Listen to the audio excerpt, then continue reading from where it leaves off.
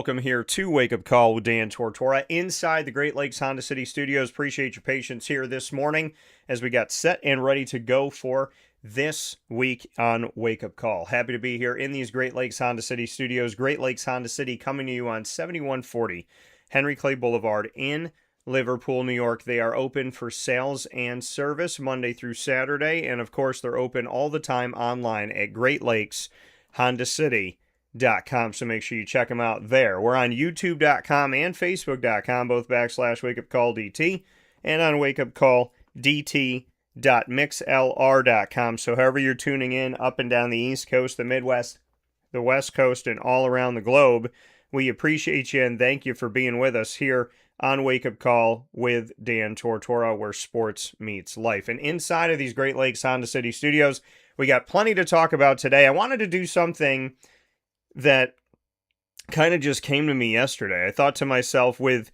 the victory for the New York Knicks to bring back their first NBA title in 53 years, I thought, why not look at not just the Knicks, but the state of all professional franchises in the state of New York. So we're going to take a look at all 14 of these franchises today. We'll speak on their history and also on where they'll go from here, potentially. My thoughts on maybe who the next one will be to win a championship. So plenty of conversation coming up here on Wake Up Call with Dan Tortora, where sports truly meets that thing called life. And I'm excited to do it as we will discuss the New York franchises that come to us in the NBA, WNBA, NFL, as well as MLB, NHL, MLS, and NWSL.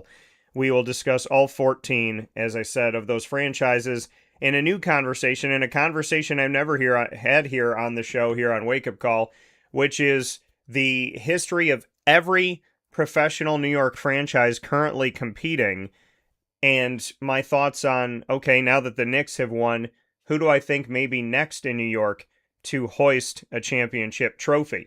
Then we'll jump into the College World Series, the road to the College World Series, the fact that Troy is still rocking and rolling out of the Sun Belt, which I'm very excited to see that, and some shakeup here because, you know, there are some usual suspects when it comes to the world of baseball and being in the South and in certain conferences. So seeing Troy do what they've done has been really remarkable and special. So we will talk about Troy here this morning. We'll also talk about the other teams that are on their way to try and make it to the College World Series for baseball in NCAA Division I. And then we'll round things out with the NHL and Rod Brindamore, who now is the 14th ever in the history of the NHL to be a champion as a player as well as a coach, and he did it exactly 20 years later and did it with the same team. Played for the Carolina Hurricanes in 2006, hoisted the Stanley Cup,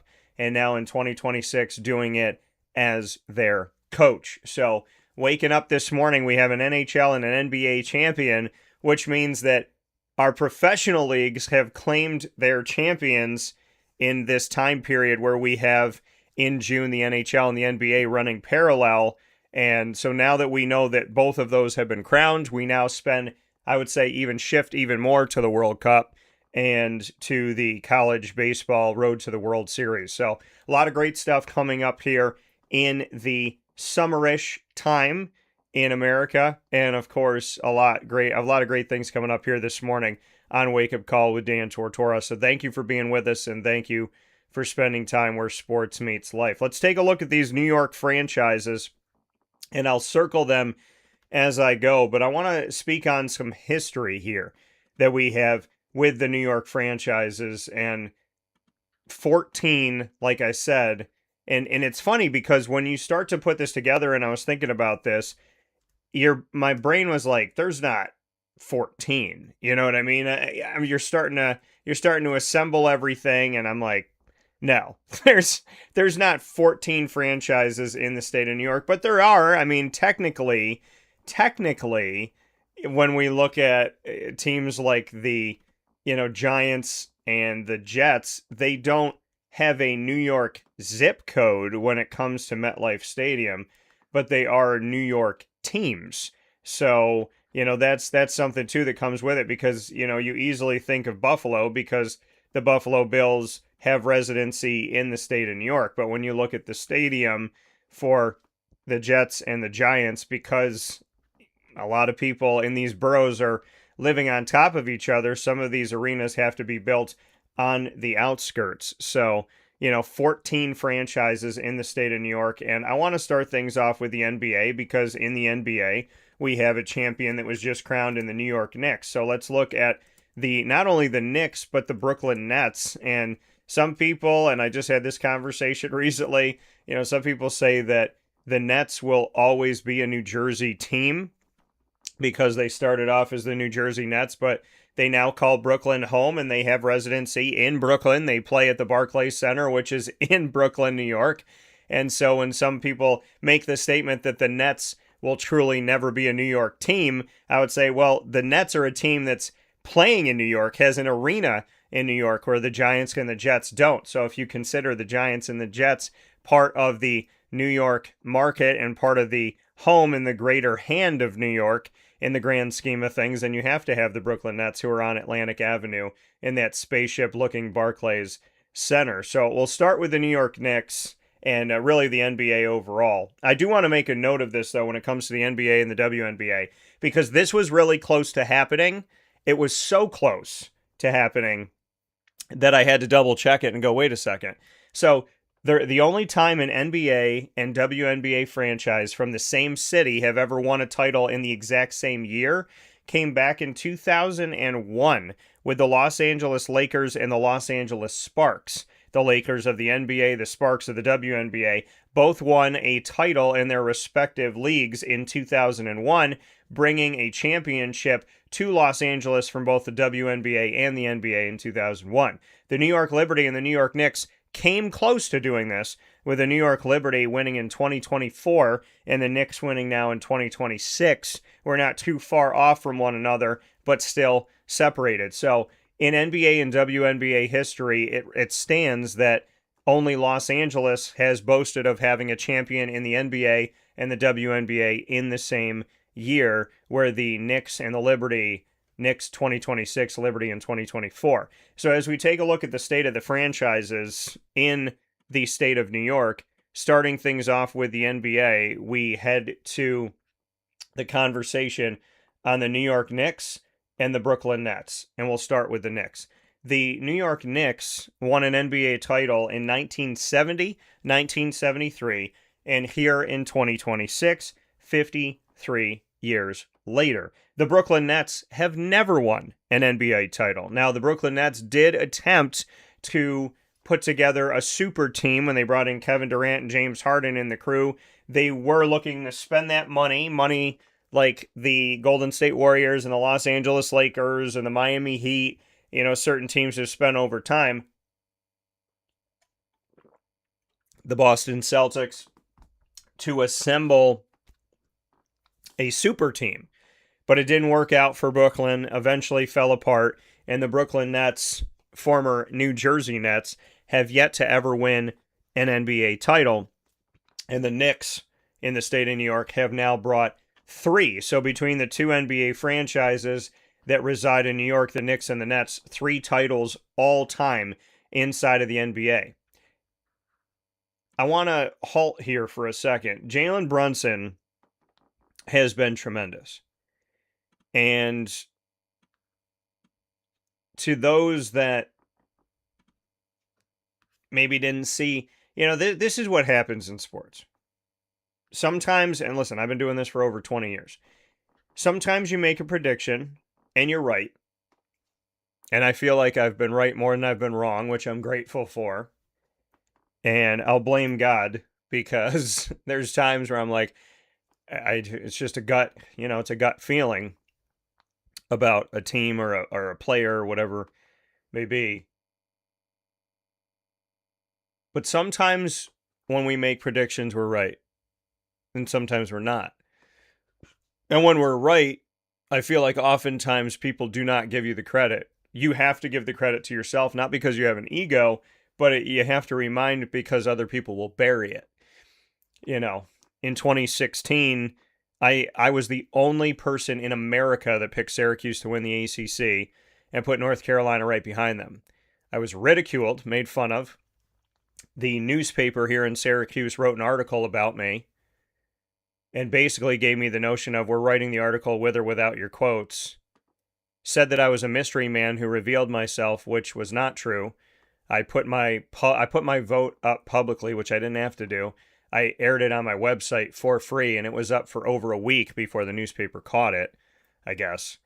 And then when Syracuse and North Carolina made it to the Final Four, Syracuse may not have won the ACC, but they were two of the top teams of the Final Four, and in America, of the 300-plus Division I institutions.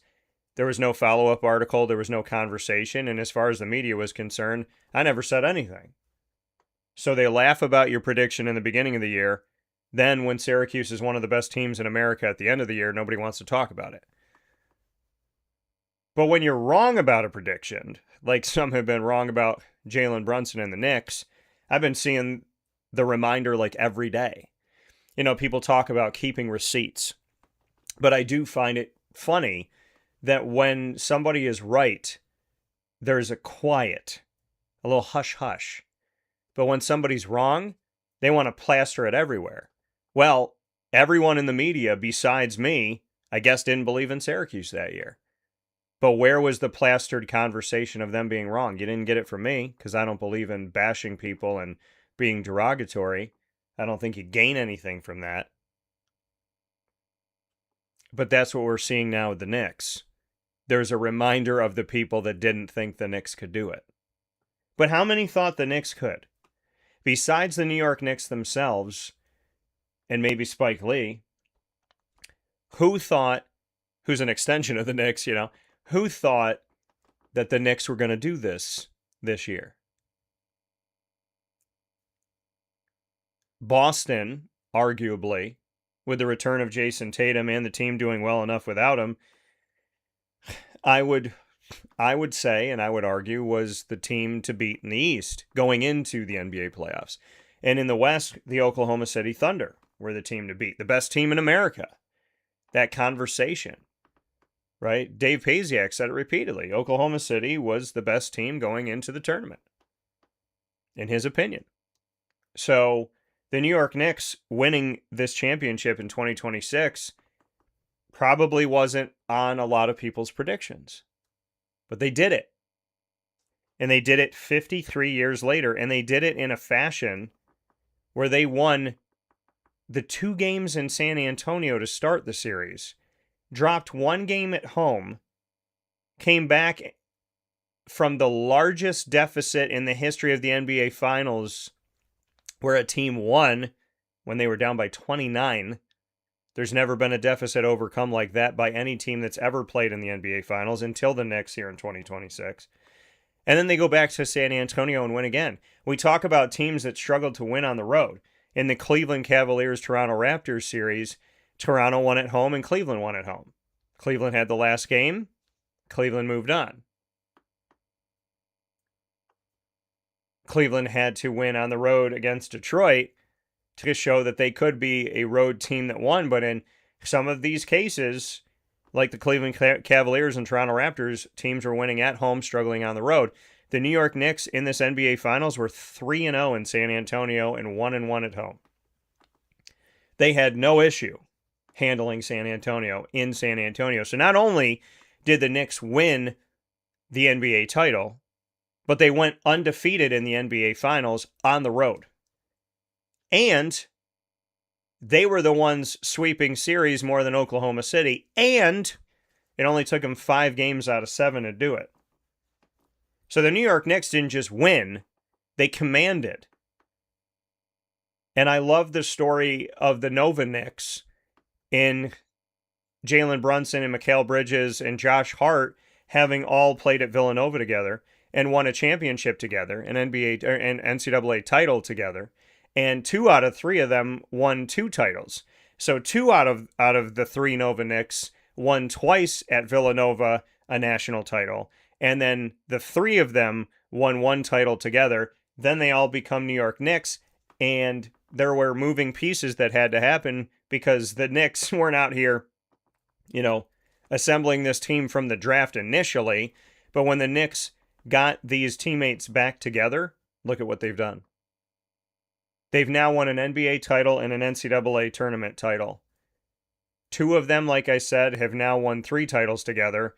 And the 3 of them, Brunson, Hart, and Bridges, have won 2 titles together. An NCAA tournament title and an NBA title. It's a fantastic story. And you got to give love to Jay Wright, because obviously Jay Wright and his staff saw something in these gentlemen back when he was coaching at Villanova. And you got to give credit to the New York Knicks, who obviously found something with Dolan and the crew putting together this Knicks team that we currently have. A team where I don't know how many people are saying Mikal Bridges and Josh Hart and Jalen Brunson and are going to win a championship, Karl Anthony Towns and so on and so forth. But it happened. It happened with an unlikely team. And that's what I love to see. I love to see when there are these Cinderella stories. Yes, there are teams that take over, right? The Dallas Cowboys in the 90s. You look at the Patriots with Tom Brady and Bill Belichick.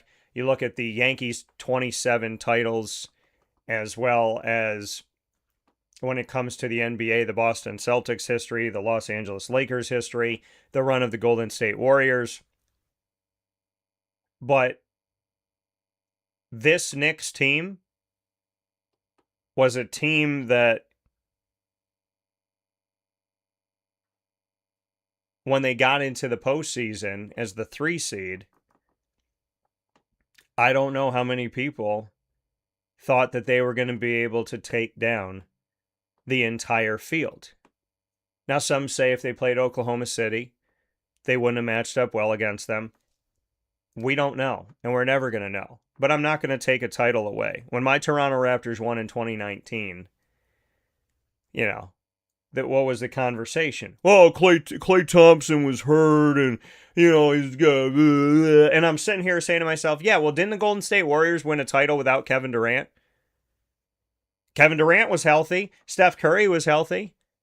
So, yeah, Klay Thompson wasn't out there. But tell me that team didn't have more than enough firepower to beat the Raptors, and how many people thought the Raptors were going to do it?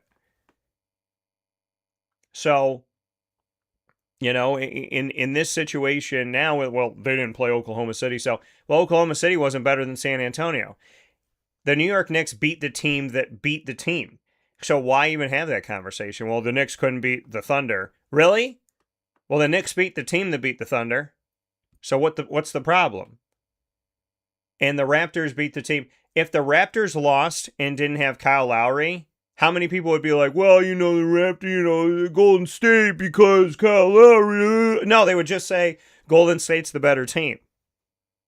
I can't stand when somebody wins a title and it takes, I don't care if it's 5 years later or 5 seconds later, but that somebody has the no-mind conversation of, well, they only won because then this happened. It's like you go up against the team that you go up against, okay? Yes, if a quarterback goes down on an NFL or college or really any level of a team in the football world, yes, okay, Bo Nix not being out there, I think a healthy Bo Nix against the Patriots leads the Broncos to the title game to face off against the Seahawks. I do believe that, but I'm not going to take anything away from the Seahawks. I'm not going to say, well, the Seahawks only won because Denver wasn't there. Denver would have made it a better game, but I'm not going to take that away. And who knows what would have happened? You know what I mean? The Raptors won in 2019 because they beat everybody in front of them. And it's funny how certain franchises people don't say anything about, right? The Celtics win. And you don't hear a lot of, well, they only won because it was a Tuesday and the guy had a hangnail. You don't hear that. Same with the Lakers. Right? But when it comes to certain teams, certain franchises that a lot of people didn't predict, there's the excuse factor. Well, I got nothing to say to the Knicks except congratulations. I have nothing to say to the Knicks except for this was an exciting ride. I'm not a Knicks fan. I'm not a Knicks fan. In the comfort of my own home, I am a Toronto Raptor fan. Everybody knows it about me. Over my shoulder, I have Toronto Raptors stuff that's in here. I love my Raptors. I have my Raptors cup that's behind me here. I have my We the North that's being held by BB-8 back there, the black flag. I'm not shying away from the team that I love at all.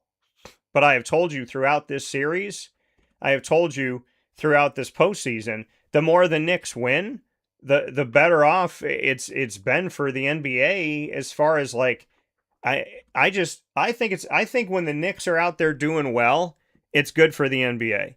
And it was fun to watch. It was really fun to watch. Not being and why do I keep saying, I'm not a Knicks fan, but because I'm trying to tell you my thoughts on how I feel on things. And that my thoughts on how I feel on things is that not being a Knicks fan, I absolutely loved the Knicks run. I was excited for them the whole way through, loved the story the whole way through, and wanted them to win. I wanted them to win the NBA title. I picked Knicks in 6, and they won in 5. So, you don't even have to be a fan of a team to respect and appreciate. And I do. I respect and I appreciate everything that the Knicks did to work to get to where they are today. I think it's been fantastic. And I think if you're not an NBA fan, this was still a great series to watch. If you're not a basketball fan, it was a great series to watch. If you're not a Knicks fan, it was a great series to watch. So when we look at the titles and we look at the history of teams that are connected to New York, again, the Knicks now have their 3rd NBA title. The Nets have never won an NBA title. But to stay in basketball and go to the New York Liberty, they won their first and only in 2024 with Central New York native and alum of Cicero North Syracuse, who I've taught at with the last 2 years, that being the Breanna Stewart, the one and only Breanna Stewart. So I want to give credit where credit is due and shout out Bree and show her a whole lot of love and the New York Liberty a whole lot of love, as we have now seen 2 out of the 3 professional basketball franchises in the state of New York win a title. The Liberty in 2024, and of course the Knicks have won 3, most recently in 2026. The Nets have yet to win in New Jersey or in Brooklyn. We're going to continue the conversation here on the state of New York franchises when we come back with Murph here on Wake Up Call with Dan Tortora inside the Great Lakes Honda City Studios. Stay with us. And now a message from Myers Creek Brewing Company, with locations at their Cazenovia Farm Brewery, Syracuse Inner Harbor Tap Room, and soon-to-be Lake Placid Tap Room.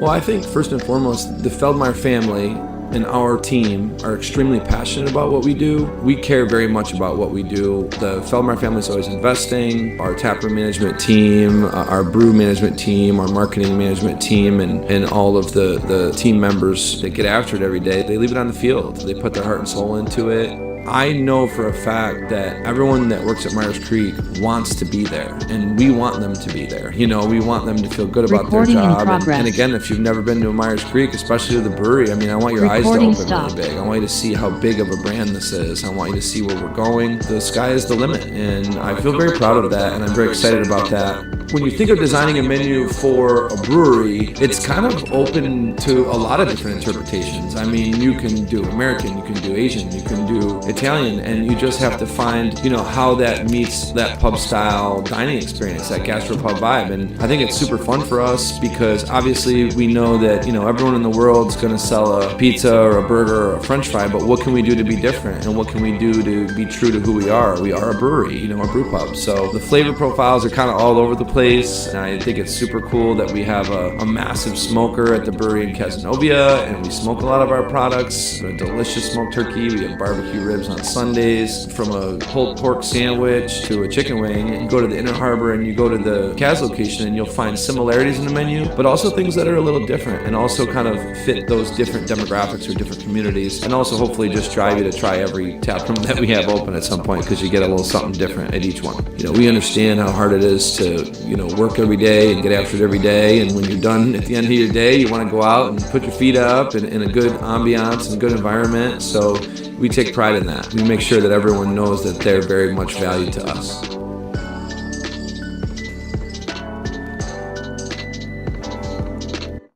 And a welcome back here to Wake Up Call with Dan Tortora inside the Great Lakes Honda City Studios.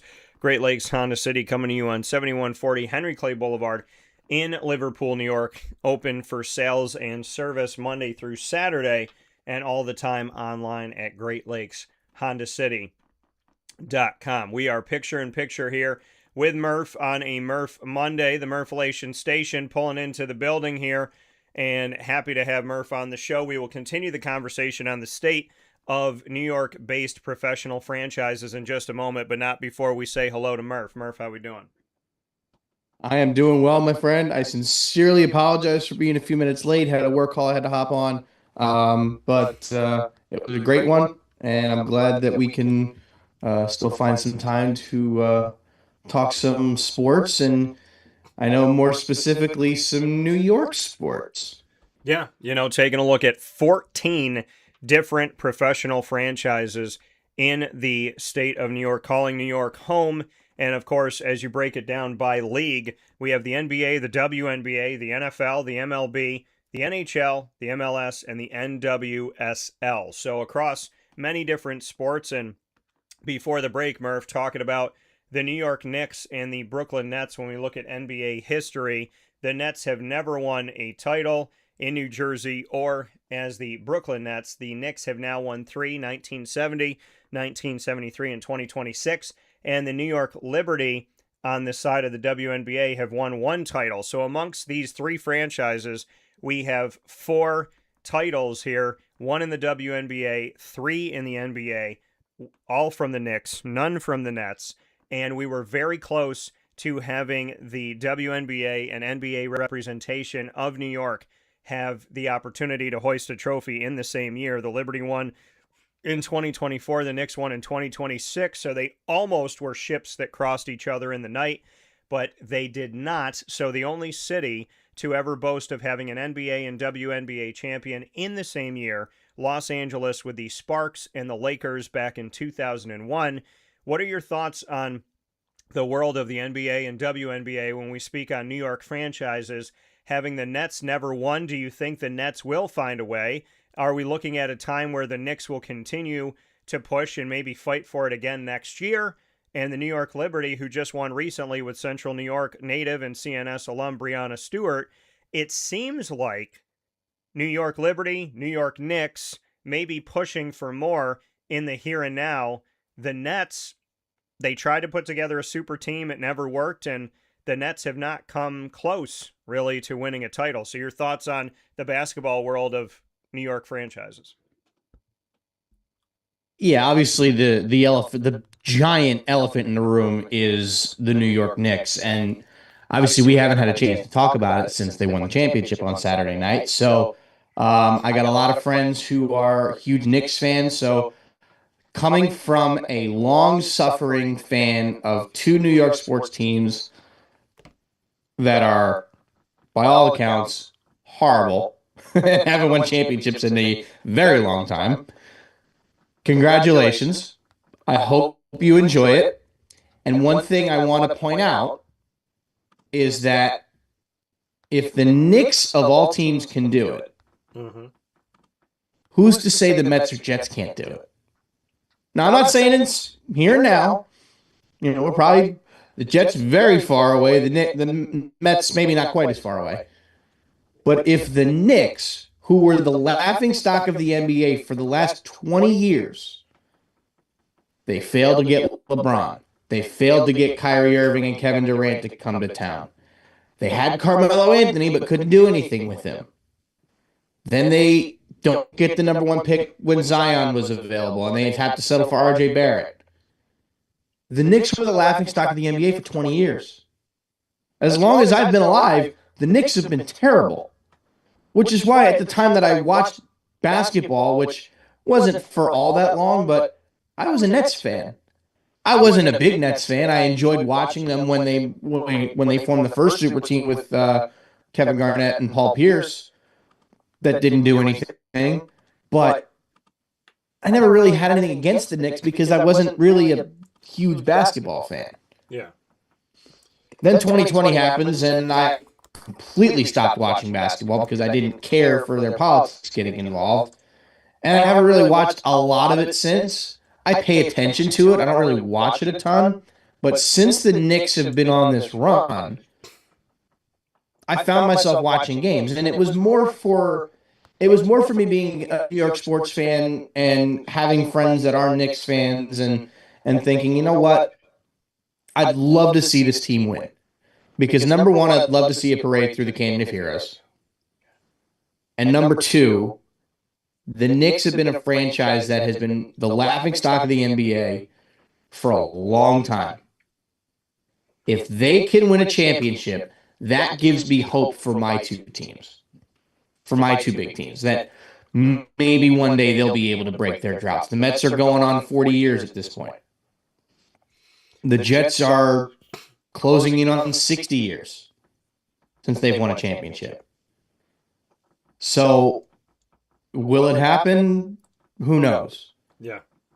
But it gives me it makes me more optimistic and gives me more hope that can happen for them. That's kind of what I've been saying this whole time. But one thing I want to point out about the Knicks, and I also want to touch on the Spurs briefly, just based on that entire series, since we haven't had a real chance to break it down since we chatted about it.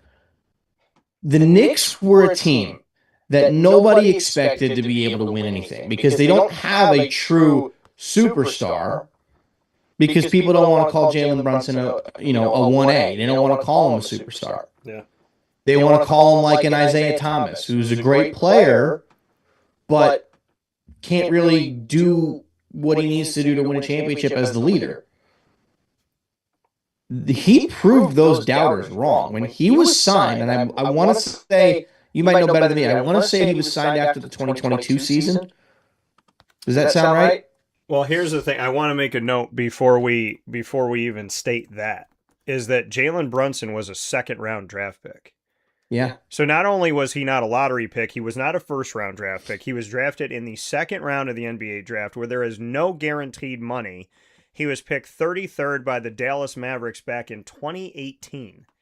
So let's make a note of that. And he did join the Knicks before the 2022-23 season. Okay. So, yeah, Jalen Brunson obviously came into the league with a chip on his shoulder. He won 2 national championships at Villanova, and he was a guy that, to be totally honest, I had no idea he was on that Villanova team until about 6 weeks ago. Well, him, Josh because Hart, nobody talks about him on that team. Well, and everybody talks about Arcidiacono and Chris Jenkins hitting the game-winning shot in 2016. I genuinely didn't remember that those guys were on that team. Well, and the funny thing was, I was in the building. My dad and I went down to the Final Four. I was covering it. And I said to my dad, and I was just talking about 2016, the last time Syracuse made it to the Final Four, when I was the only person in America to pick Syracuse to win the ACC. Above North Carolina, I had Syracuse 1, North Carolina 2. And I was ridiculed, laughed at, mocked, probably, and the newspaper in Syracuse wrote an article about me being a mystery man who revealed myself, which I thought was hysterical because I was not a mystery man. I did not reveal myself.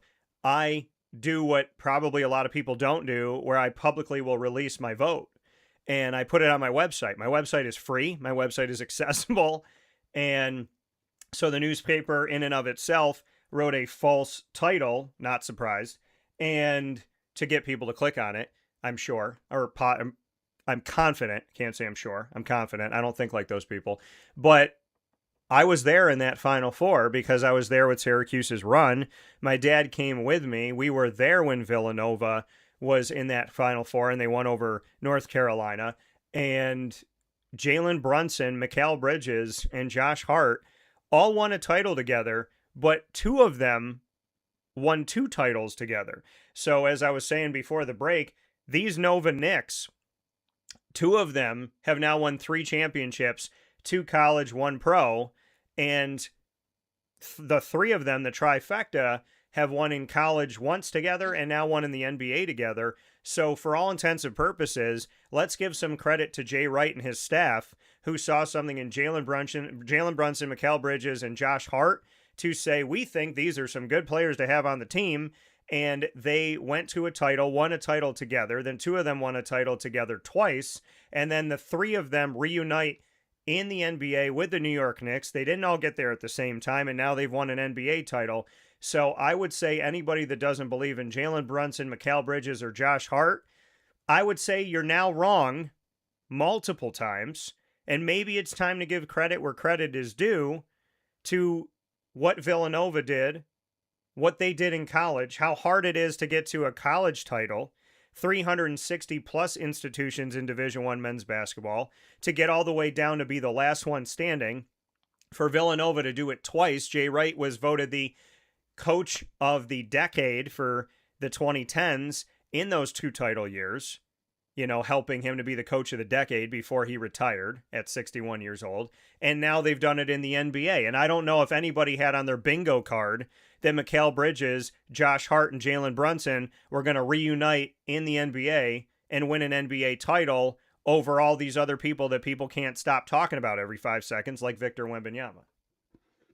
Yeah, I know. And honestly, that's got to be really cool for that group of guys to, have that championship in college all those years ago. And now 10 years later, going and winning an NBA championship. And they were all still close friends, even when they weren't on the same team in the NBA. Which, like, you saw it in Jalen Brunson's reaction when the Knicks traded for Josh Hart.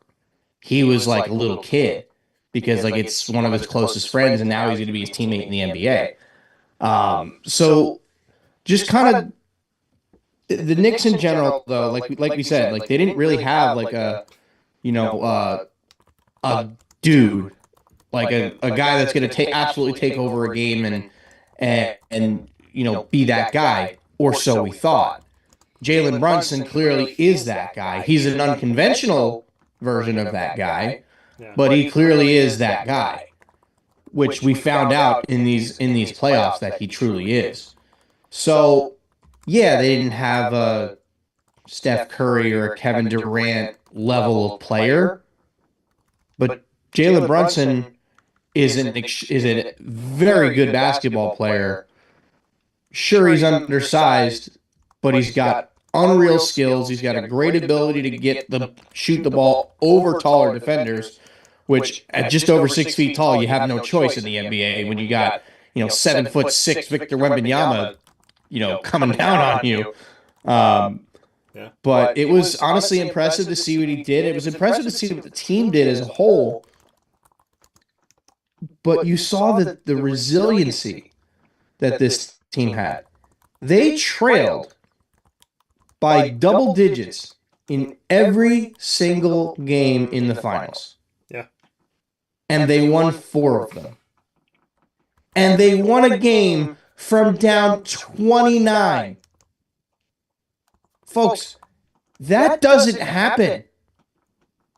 I get how historic, listen, I get how historic this was, and I get how you can say this is an insane comeback. It's it's never going to happen. Never happened before. Never going to happen again. It's never going to happen again. I was thinking about this for a while, and I'm like, this is right there with 28-3. But the more I've thought about it, I've had about 5 days to digest that now. Yeah. Since that game was on Wednesday. The more I've thought about it, the more I think, you know what? That was more impressive than 28-3. Because the Falcons in that game only scored one more touchdown. The Patriots went crazy and played lockdown defense, didn't allow any more points until the fourth quarter, and allowed one more touchdown the whole game, forced overtime and go and win it in overtime. Not only did the Knicks not need overtime to do it, in basketball, you can't just go on a 30-0 run. It doesn't work like that. I was sitting there. We had our weekly trade night at at our friend's new card shop, and we ended up going across the street to, the bar for some drinks and something to eat. And we're watching the game, and we're sitting there, and it's 29 points at halftime. We're like, I can't believe it's going to go back to San Antonio 2-2, this, that, and the other. Yeah. And then they start chipping away and chipping away and chipping away. And like I said, they're not going to go on a 30-0 run. San Antonio still scored points, but the Knicks played elite defense and hit all of their shots to the point where they eventually take the lead, nearly give it away, and then get bailed out by De'Aaron Fox, who decides not to run out the clock and go try to shoot a layup when Anunoby blocks it. And then the Knicks go down, and obviously you all know the rest. But the resiliency that team showed, not just in that game, but in all 5 games of that series, even game 3 when they lost, they were never out of that game. Yeah. They weren't out of that game until like maybe the last 10 seconds when they had to foul and send Wemby to the line, and that was it. But what we saw in that game was so historic. I'm willing to sit here right now and say that not only was this better than 28-3, not only was this better than the Cavs coming back from 3-1 to beat the Warriors, I'm having trouble deciding which is a better comeback. Red Sox down 3-0 and they win the series, or the Knicks down 29 and they win the game. Yeah. Those two are right there. Now, I think if this was a game 7, that's a different story. That is, without question, number 1. But everybody always remembers the Red Sox being down 3-0 to the Yankees in the ALCS in 2004, and they come storming back and they win the series. But this, for me, ranks right there. It was an unreal comeback. I am so glad that I wasn't at home watching that game, because I would have gone to sleep and I would have missed it. But we're out after trade night, happened to be, watching the game, and as they kept coming back, we're like, we can't leave right now. Like, we are staying until this game is over. And there wasn't a lot of us left in the bar. I mean, the kitchen was closed. I think they were closing at midnight. There was maybe, 20 people there, including the staff. And they had cooks from the kitchen that were sitting at the bar watching the game. And all of us were into it. All of us were rooting for the Knicks. And man, was it fun to watch that comeback. But I'm thrilled to see them win a championship. Obviously it's not my team, so I'm not going to sit here and say, I'm excited that my team won a championship. I'm just excited that a New York sports team that I don't really have any animosity towards goes and wins a championship. Because we're going to see a parade through the Canyon of Heroes, and I don't know. I haven't heard anything about it. My guess is it's probably going to be tomorrow, because I haven't heard anything about it being today. But you can bet that Broadway is going to be mobbed when they have this parade. And they deserve it. Knicks fans have suffered for 50 years. Yeah. They freaking deserve it. And I would say what I said at the beginning of the series, now at the end of the series. New York, win or lose, do not trash your city. It's already dirty. There's already violence. Apparently there were shots fired the night that the Knicks won in New York. So please, New York, stop looking like you're trying to be a Middle Eastern country and just let's clean it up. Let's clean it up. To be fair, I don't think it was as bad as it could have been. No, but I think it could have been a lot worse. But there's, Toronto, nothing. 2019 OG Anunoby and the crew, when they won in Toronto, there was not a single police issue. Nothing called the whole night in Toronto, Ontario, Canada. Which I say is New York City if New York City was clean and smelled better. So because Toronto's got a lot of people and there's a lot of stuff going on in Toronto. But I'm just going to tell y'all, please, my boroughs, my garden area, my Manhattan, my theater district, just be safe, be kind, be considerate. A celebration does not need to break anything. I have never once celebrated in my house by taking all the glasses and throwing them on the ground, setting my car on fire, and jumping on my roof. So please, let's celebrate in a way that doesn't make us look like we somehow, got a shot with a bad reaction. So congratulations, Oh, New I York. totally agree. Celebrate New York, but do it in a way that is peaceful and kind and considerate. We need less graffiti, less trash, and less, issue in New York, not more. And I want you to celebrate because it's been 53 years. And I want you to enjoy this because the garden had no reason to be lit up in orange and blue in over 5 decades. I want you to be in this moment because I am by the garden every single year by the grace of God, and I will be by the garden in a few months, hopefully. So I have been in the garden for different events. I've been around the garden, and there's nothing that was probably the first thought on my head was the garden actually has a reason to light up and do something right now in June. And fans, this is such an incredible moment because the Mecca had something on the schedule, a reason to open their doors in June. And it wasn't a concert. Right. And that's a beautiful thing. That's a beautiful thing. So no offense to Bruce Springsteen and, everybody else that can come through, Billy Joel and so on and so forth. But they had to push all those, anybody who wanted to be in Madison Square Garden this year, no concerts in June until we're done, until we win a title. And I'm glad, I'm happy for New York. It was a great run. I loved watching it because as a native of New York, I don't have to be a Knicks fan to appreciate, respect, and enjoy the importance of the Garden, of the Mecca, and the importance of the Knicks. And that when the Knicks are good, just like when the Yankees are good, there is something to that calls non-sports fans, non-Knicks fans, non-basketball fans, non-NBA fans to watch and pay attention. And the Knicks being where they are, just like when the Boston Celtics get there, or Philadelphia 76ers, arguably, there's certain teams that when they make it, you pay attention. And when the Lakers faced off against the Celtics years ago, and it was, okay, are the Celtics going to have more titles than the Lakers now? That commanded a lot of attention that came from outside of people that are typically watching or supporting those teams. And the New York Knicks, they are a fabric of the United States of America, not the NBA. They're more than that. So when they are playing, and they are playing meaningful games this late in the season, there are a lot of people talking about it, wanting to be around it, wanting to turn it on.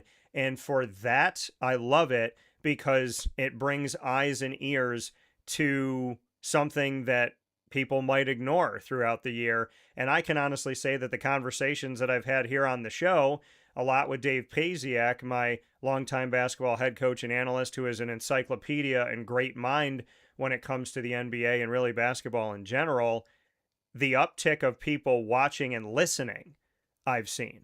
So the Knicks did a lot of good and brought about a lot of national and probably international conversation about the NBA. And I think if I'm Adam Silver this morning, I'm really happy that the Knicks showed up and showed out because I think it's good for everybody when it comes to the NBA's overall product. It really is. And honestly, the Knicks being competitive is great for the sport. And it's great for the sports world in general too, because what we see, and I think I understand it more now, having followed them for this entire run and having been cheering for them this entire run.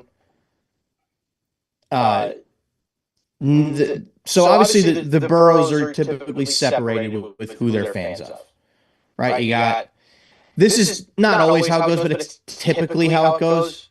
Usually Brooklyn and Queens are Mets, Jets. Manhattan and the Bronx are typically Yankees, Giants. Staten Island's kind of split. And then North Jersey, it depends on where you go. but everybody's a Knicks fan. To be fair, the Nets don't have the fandom in New York the way the Knicks do. They just don't. Being in Jersey for all those years, yeah, they were in New York at first. Then they move over to the Meadowlands, and then they move back about, decade and a half ago. But they don't really have the fan base the way that the Knicks do. The Knicks are New York. If you walk around New York City, and it doesn't have to be now, 6 months, a year ago, you're walking down the street in Manhattan. Yeah. You'll guaranteed you're going to see somebody wearing a Knicks jacket, a Knicks hat, something on any given day. That is what the Knicks mean to the city of New York. It's not like you're talking about the Lakers. It's honestly, it's not the Lakers in LA. It's really not. The Knicks in New York are like, the Knicks are New York, as I said. So the amount of fans that I've seen, that I've heard from, that the emotions, they just kind of let it all out after they won the championship. It was really cool to see, because it's a feeling that I'm dying to have. Yeah. See, you've gotten to enjoy it a couple of times. I am dying to get that feeling. And I don't know what I would do if the Mets or Jets win something. Well, in I don't. my run up to this point, which I think is because my franchises not only have a bunch of them won, thank goodness, but it was franchises that people never gave me credit were going to win anything. First franchise I saw, the first team of mine that I saw win anything in my lifetime, 2001, I was in high school, my Arizona Diamondbacks, fastest team into the World Series and to win the World Series 4 years, beat the Yankees and broke the Yankees streak at the time. And then you go to 2003, Syracuse men's basketball. So not only did Arizona win, I don't think anybody thought that Arizona was ever going to win a title. It was probably like outside of me and people living in Arizona, and then the families of these teams maybe. But then Syracuse won. I don't think anybody thought my hometown was going to win. I picked them to win that year in 2003. I think I was one of 2 people at Christian Brothers Academy. I kept everybody's bracket, and people laughed at me and called me a homer. And then when they won, they were all high-fiving each other. I said, put your hands down. I got all these brackets. Ohio State, Kentucky, Duke, what are y'all cheering about? Y'all need to shut up and realize that, again, but I talked about this at the beginning of the show, when you predict correctly, you get ridiculed and mocked. When you're right, dead silence. When you're wrong, everybody wants to talk about it. So I will go back. They could still be fans and pick somebody else because they don't think their team's going to win. But I'm saying. But in that case, it's a win-win. If your team loses, your bracket does well. If your team wins, your team wins. But I look back at 2003 and I say to everybody that ridiculed me in the cafeteria, I didn't hear anybody go, good job, Dan, you picked them. And there was like 2 of us that picked Syracuse, and they won in 2003. And then in 2006, Italy won the World Cup. In 2007, my Anaheim Ducks won the Stanley Cup. In 2010, Spain won the World Cup. And then Spain and Italy have since won a bunch of Euros, including Italy winning the Euro in the COVID year, which there is a video of me freaking out going nuts when that happened. And then in 2019, the Toronto Raptors won. So my only franchises that I have not seen, and I cannot say the Dallas Cowboys, who are my second team in the NFL, because I became a fan after their run with the titles. It was more of, I was a Dolphin fan because of Dan Marino, but then because of my best friend at the time, I knew like the entire Cowboys roster. So I was like, why am I not a Cowboy fan? Like, obviously, I know the Jay Novacek and Deion Sanders and Michael Irvin, Troy Aikman, Emmitt Smith, Elvin Harper, Daryl Moose Johnston, whose helmet's over my shoulder in the corner, and so on and so forth.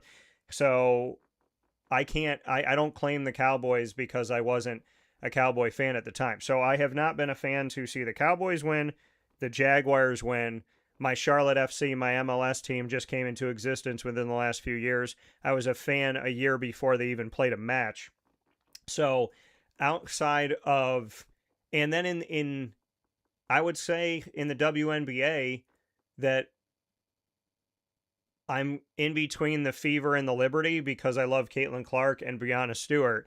So I can kind of, I guess, in a way, say that the Liberty, since I liked Rebecca Lobo when the WNBA started to Breanna now, I mean, I can't 100% call myself a Liberty fan outright, but I'm a Liberty and Fever enthusiast.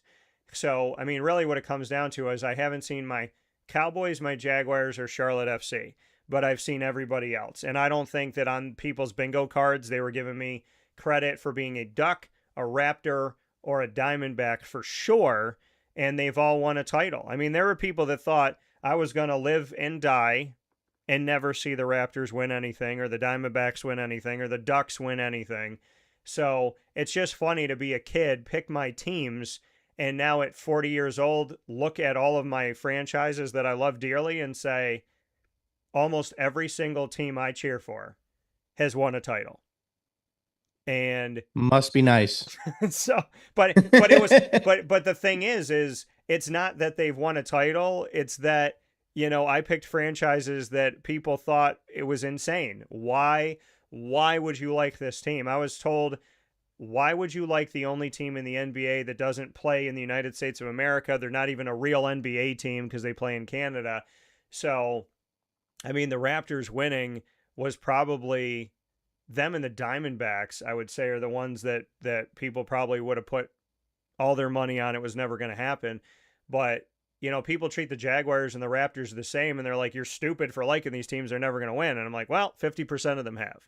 So we'll see what the Jaguars do. I was also with the Jaguars in Foxborough when they were 5 points away, because they're down by 4, 5 points away of going to the NFL title game that year in 2018. So even with Jacksonville, they were less than a touchdown away from stepping into the title game, and they very well could have won it that year against the Eagles or the Vikings. So, I mean, I feel very fortunate and very blessed to have this.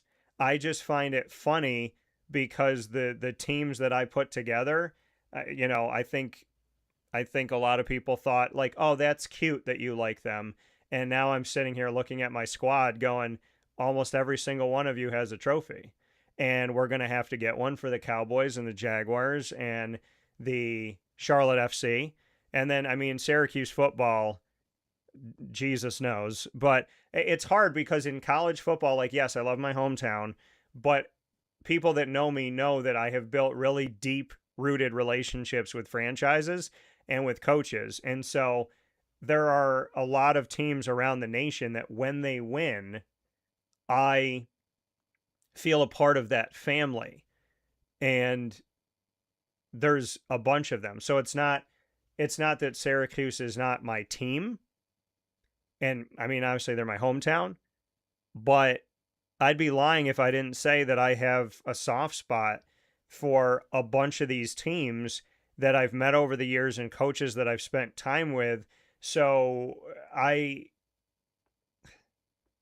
do have people that I root for, teams that I root for outside of my hometown, really because of the people that I've met and how I've been treated. And I'm very spoiled. I mean, I've had some of these coaches send gear from all over the country. And so I would say that I might be the only person in Syracuse, New York, rocking the gear of the teams that I have here.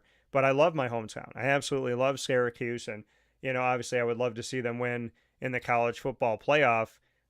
I would just say that there's a lot of like second team to me, and it's probably a tie because of the very, very wonderful relationships that I will never discount or discredit that I have. The coaches that will literally text me at 11 o'clock at night just to catch up and say hello. So I feel very fortunate to have the college football relationships that I have. And I think that that's been such a great journey that I really, around this entire country, have dug roots with people that I just appreciate them and I consider them friends. So yeah, I would say my college football world is really small in a great way. And there are teams that I low key root for sure, and they know who they are. They definitely know who they are, and all I'll say is that between me and Adam Sandler, I don't know who has more shirts of college teams. I'll say that. um, no, yeah, and obviously you've been fortunate enough to see those championships, and I'm very much jealous. Um, I don't claim those two Gator national championships in basketball or in football because I was not a fan yet. Yeah. The recent one, different story. We know, obviously, that's the one where I could say, okay, that's my team. They won a championship, but it's not the same, right? So I'm a Devils fan too. I'm not old enough to remember those two championships that they won in 2000 and 2003. I'm just flat out not old enough to remember it. My mom is. My mom was still a fan back then. She doesn't really watch anymore. But the only ones that I can really claim, Florida baseball in 2016 and Florida basketball in 2025. That's it. I mean, I don't watch soccer. I don't watch the WNBA. I don't watch, well, I mean, golf is not really a fandom that you're rooting for a team to win something, so you're not going to have that. So, it's not like I could sit here safely and say the Mets and the Jets have won because they haven't. Now, we got to see the Mets in the World Series in 2015, and they were, I don't know how close I would say they were in 2024 because that Dodgers team was historically good. The fact that they won 2 games in that series just blew my mind. But yeah, it was one of those things where, I'm still waiting on one of those teams to win a championship. Florida winning last year was great, but it's not the same. We all have that team that we are just attached to since we were a child, and for me, that's the Mets. And if, as much as excited as I would be if the Jets won something, I feel like a Mets championship would mean more. Yeah. Growing up playing baseball, growing up with Piazza and Wright and Reyes, and as you got into the later 2000s with DeGrom and Syndergaard and Harvey and Alonso and all those guys that never got to win a championship, it sucks, but like I said, if nothing else, this Knicks team gives me hope that, if they can do it, any of them can. Because how many years have we been talking about James Dolan being the worst owner in sports and how the Knicks are never going to win anything with him as the owner? And what did they just do? They just hoisted the Larry O'Brien Trophy and won an NBA championship. Yeah. That is not something that anybody, I think, had on their bingo cards for 2026. Yeah. And I'm happy for them. I'm thrilled for them. It gives me hope for, teams that have been mocked that they could eventually win something because, anything can happen. Right? Like, that tells me that the Cleveland Browns are going to win something one day. It tells me that the Jaguars are going to win something one day.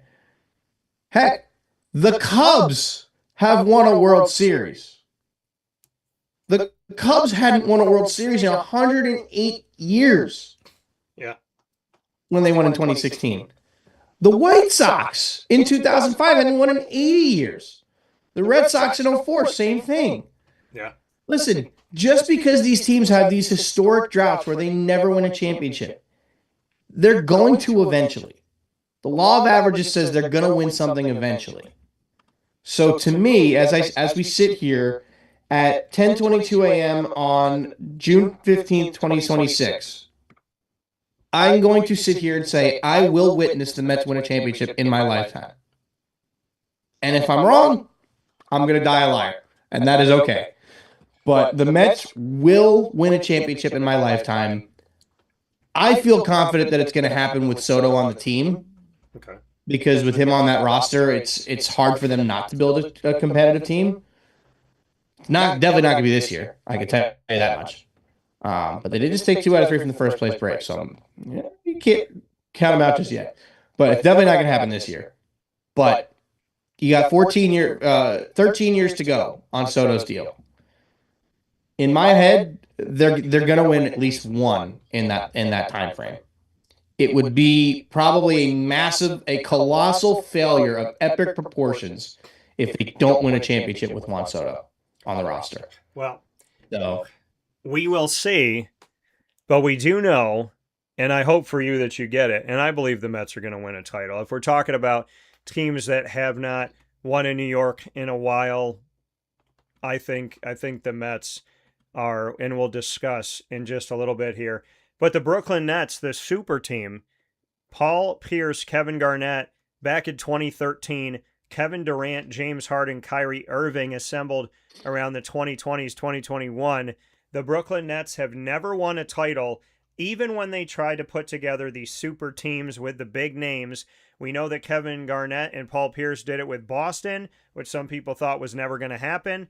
And obviously Ray Allen was a part of that. They went to Brooklyn after. It didn't work out. And then in the case of the big three, 5 first-round picks later. Yeah. Then in the case of the big three in the 2020s, it didn't work for Brooklyn in that situation either. So Brooklyn has spent the money and tried to look like the Warriors and tried to look like the Lakers, and tried to look like the Celtics.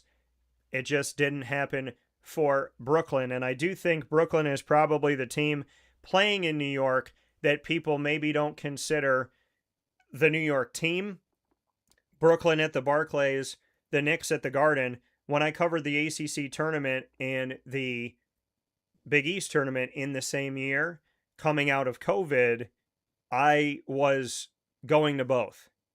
There is Well, they're 5 miles away, and you just got to take a train from one to the other. So I come out of the Barclays, I go into the subway, and it takes me right to MSG. I go from MSG, it takes me back to the Barclays area. So I was going between both arenas, and I respect both arenas, and I love both arenas. The Garden, I feel like there's going to be something that looks like that in heaven. So there's just something. It's the history. Yeah, there's something different about the Garden, and looking up at the circular wooden panels that are on the top, and there's just a different feel to it and a different essence to it. The Knicks are home. The Nets, they're there. They are, but they're not. Yeah, they're there. They are about as much a New York sports team as the Devils are. Well, because realistically, the Devils are in Jersey. Right. The Nets were in Jersey for a long time. And I think I consider the Devils to be a New York sports team because they're in the New York metro area. If you ask anybody in Newark if they consider them, obviously they're from Jersey, but if you're in Newark, you are in the New York City metro area. Newark is technically a suburb of New York City. Well, if you look at the Devils playing in Newark at the Rock, it's a stone's throw across the Hudson to get to the Garden. Well, you look at too. You get into LaGuardia and you cross. You fly into LaGuardia, you cross right into New Jersey within less than 20 miles. So, there's people fly into Newark. Newark has New York in the name of the airport. Obviously, it's Newark, but when you search airlines and you want to fly to New York, you probably have a lot of flights to Newark on your list. Well, I'll put it to you like this. There's a lot of flights to Newark and JFK that would be considered going to New York. Well, and even though you land in New Jersey. I would tell people this. When I flew into Newark, when we were flying out of Newark to go home, my mom and dad and I were walking out on the tarmac to the plane because it was a small plane. And what did I see? The only time I saw them in person that were huge and very visible. I'm at the Newark airport in Newark, New Jersey. And what am I looking at through the clouds? The Twin Towers. World Trade Center. Yeah. So, which is right there in front of your face. So, yeah, to that point, and there's a lot of New Jersey. Listen, I've been talking to people from Jersey over these last couple weeks who have been all about the New York Knicks and all about the Yankees. So yes, there is something to be said about maybe there's a sixth borough and it's called New Jersey. It's called North Jersey. Yeah. It's called Bergen County and that area in New Jersey. But it's just like Philly, man. Yeah. What do people from Camden say? They're basically from Philly. It's the same thing. Yeah. Even though it's New Jersey, because New Jersey doesn't have New Jersey's team is the Devils. That's the only team that bears the name New Jersey. The freaking New York Red Bulls play in New Jersey. Yeah. And the Jets and Giants. They used the New York name because they were in New York. They just moved to Jersey, probably because it was a little bit cheaper. But because it's the New York metro area. Yeah. When you think they're called the New York, New Jersey Red Bull. I mean, that's what they've always been known as. Is they're literally like. Are they actually? So they're the Red Bull New York now, but the name was New York, New Jersey Red Bull. Like there's. I didn't know that. Yeah, it was. It's considered shows like how much I watch soccer. The marrying of or the care. two. But Murph and I got to get into more of this state of the New York franchise conversation. We've handled the NBA and the WNBA. And I do want to make a note of this for the New York Knicks and those fans out there wondering about the future stepping forward. And by the way, can we just stop? This might be my annoying moment of the week at the beginning of the week. Can we stop with these way too early predictions? The Knicks won a title. I woke up in the morning and they're like, here are the 5 teams that are better than the Knicks for next year. And I was like, shut the hell up. Like, I mean, is this what we do? This is what we do? Like, somebody hoisted a trophy and 5 minutes later, here are all the teams that are better. And the thing about college football, I can close my eyes and tell you. Like, the college football playoff ends Monday night into Tuesday morning, right? And then that Tuesday, they're like, here are the teams we think is going to win. By the way, eyes closed, not paying attention. I bet you Ohio State's on that list. I bet you Notre Dame's on that list. I bet you Alabama and Georgia are on that list. I don't have to look at the list to know who's on the list. But can we please stop the clickbait? And it's coming from major, like, sports media stuff. Can we stop? The fact that there was a leading story of, here's the team's better than the Knicks. No one's better than Knicks right now. Can they have 24 hours to celebrate? I mean, I feel like the media has gotten to a point where they turn the page so fast that while the team's hoisting the trophy, the page is half turned. And so I would just say to my fellow media members, I understand that you desperately need information, but let the story be the story. Like this morning on the show, we're talking about the Knicks, and I've talked about the Knicks for an hour. That's the story. As we should. Not who's better than the Knicks for next year. And for those of you wondering about the Knicks next season in 2026-27, let me tell you, Karl Anthony Towns is under contract. OG Anunoby, former Raptor, who's now won with the Raptors and the Knicks, 2 titles within 7 years. Shout out to my guy who tipped the ball in that crazy comeback victory that they had winning after down 29. OG Anunoby is the one that made it 107-106. OG's under contract. Jalen Brunson's under contract. Mikal Bridges is under contract. Josh Hart is under contract. Really, when you look at this roster for the New York Knicks, Alvarado's under contract. McBride. So the only name of like the major players, and I'm not trying to discredit anybody on the roster, but the name of the players that you think of when you think of this title team, there's only one guy that they got to figure out. And that's a great problem to have when you're a champion. The only player they got to figure out is Mitchell Robinson under the basket. Outside of that, who they should absolutely bring back. Towns is under contract through this year. Anunoby through this year. Brunson through this year. Mikal Bridges through this year. Josh Hart through this year. So that's another positive. So to Knicks fans waking up this morning knowing that you're champions, please also know that almost your entire roster of players that brought the championship to you, outside of Mitchell Robinson, are locked up in their current contracts to stay New York Knicks. And they're getting paid a lot of money.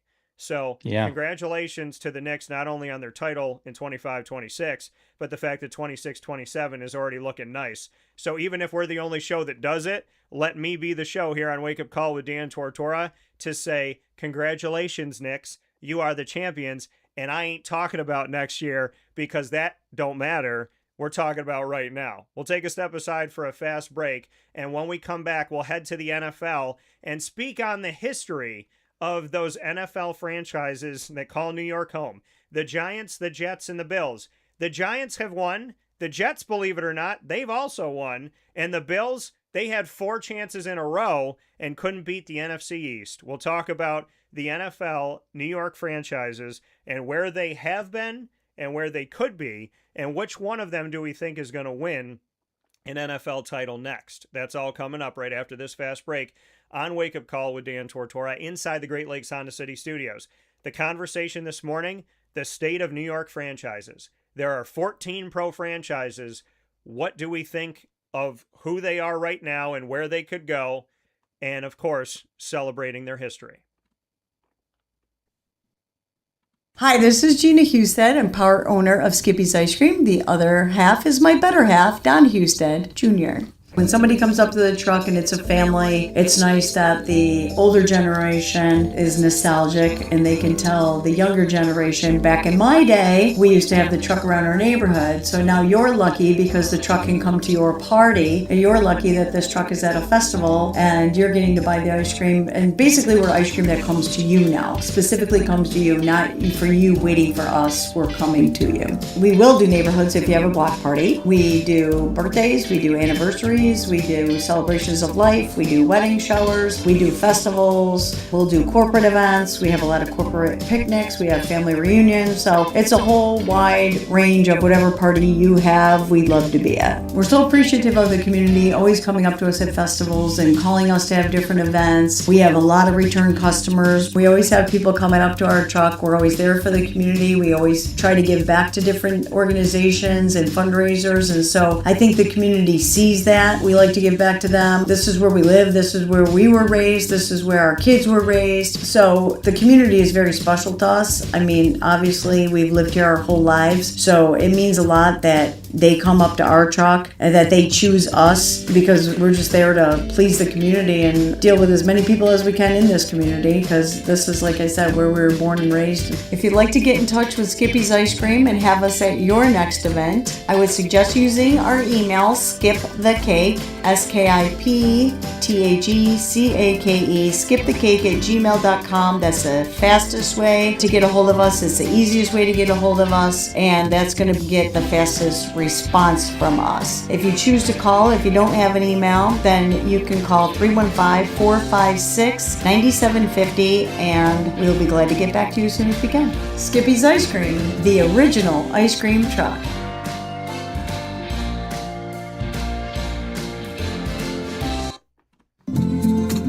Looking for your next ride? Look no further than Great Lakes Honda City, located on 7140 Henry Clay Boulevard in Liverpool, New York. Serving our community for decades, their new and pre-owned vast array of vehicles are available to you Monday through Saturday on site. To search from home, shop at GreatLakesHondaCity.com. Call 315-365-5576 to set up an appointment. That's 315-365-5576 for Great Lakes Honda City, 7140 Henry Clay Boulevard in Liverpool, New York. Great cars, great people, Great Lakes.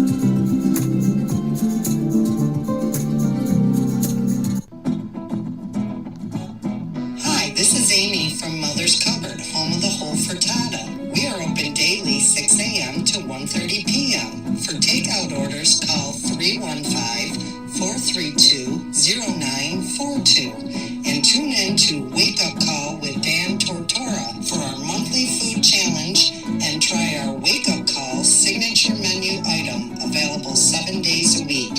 Here at Mother's Cupboard, we are Central New York, and it's our honor to serve you. Ma and Pa's Kettle Corn and Popcorn Factory remind us that every day is worth celebrating at 201 7th North Street in Liverpool, New York. Open Monday through Saturday in-store and always online at maandpaspopcorn.com. Serving our Central New York community and beyond, order anywhere, anytime at maandpaspopcorn.com. Stop in to get a tin at Ma and Pa's on 201 7th North Street in Liverpool, New York to get your half-price refills for the rest of your life. Come to Ma and Pa's for your holiday gift giving for family, friends, employees, and clients. And remember, for fundraising and events, to call 315-450-6272. That's 315-450-6272. Ma and Pa's Kettle Corn and Popcorn Factory. How corny are you? This is Jimmer Sikowski, owner-operator of Chick-fil-A Cicero, 7916 Brewerton Road in Cicero, right in front of the Home Depot. I had a deep feeling that God wanted me to do something bigger with my life and to help people, help others. I kept putting Chick-fil-A in my life, and I realized as I was going through the franchise selection process that positively impacting the lives of others was really core to what we do here at Chick-fil-A. First of all, it starts with the food. The food is brought in fresh daily. We bring in local produce. We prepare to order in the kitchen. We hand bread our chicken and we hand spin our milkshakes. It's great food. It doesn't taste like fast food. I think the second thing is the way people feel when they come in a Chick-fil-A restaurant. It's different. We try to treat people with intentional kindness here, which is very different and deeper than good customer service. And so I think it feels remarkable for most people to come in a Chick-fil-A restaurant. And then lastly, the impact that we try to have in the community is very different. It's a big part of the expectation of every operator of a Chick-fil-A restaurant is that they're actively engaged in their community, they're a leader in the community, and they're making a difference. When they realize that what we're striving to do is to shine a little light in their life, that's a very, very different experience than you will have at any other quick service restaurant. And it's that remarkable experience that I think people will emotionally connect with.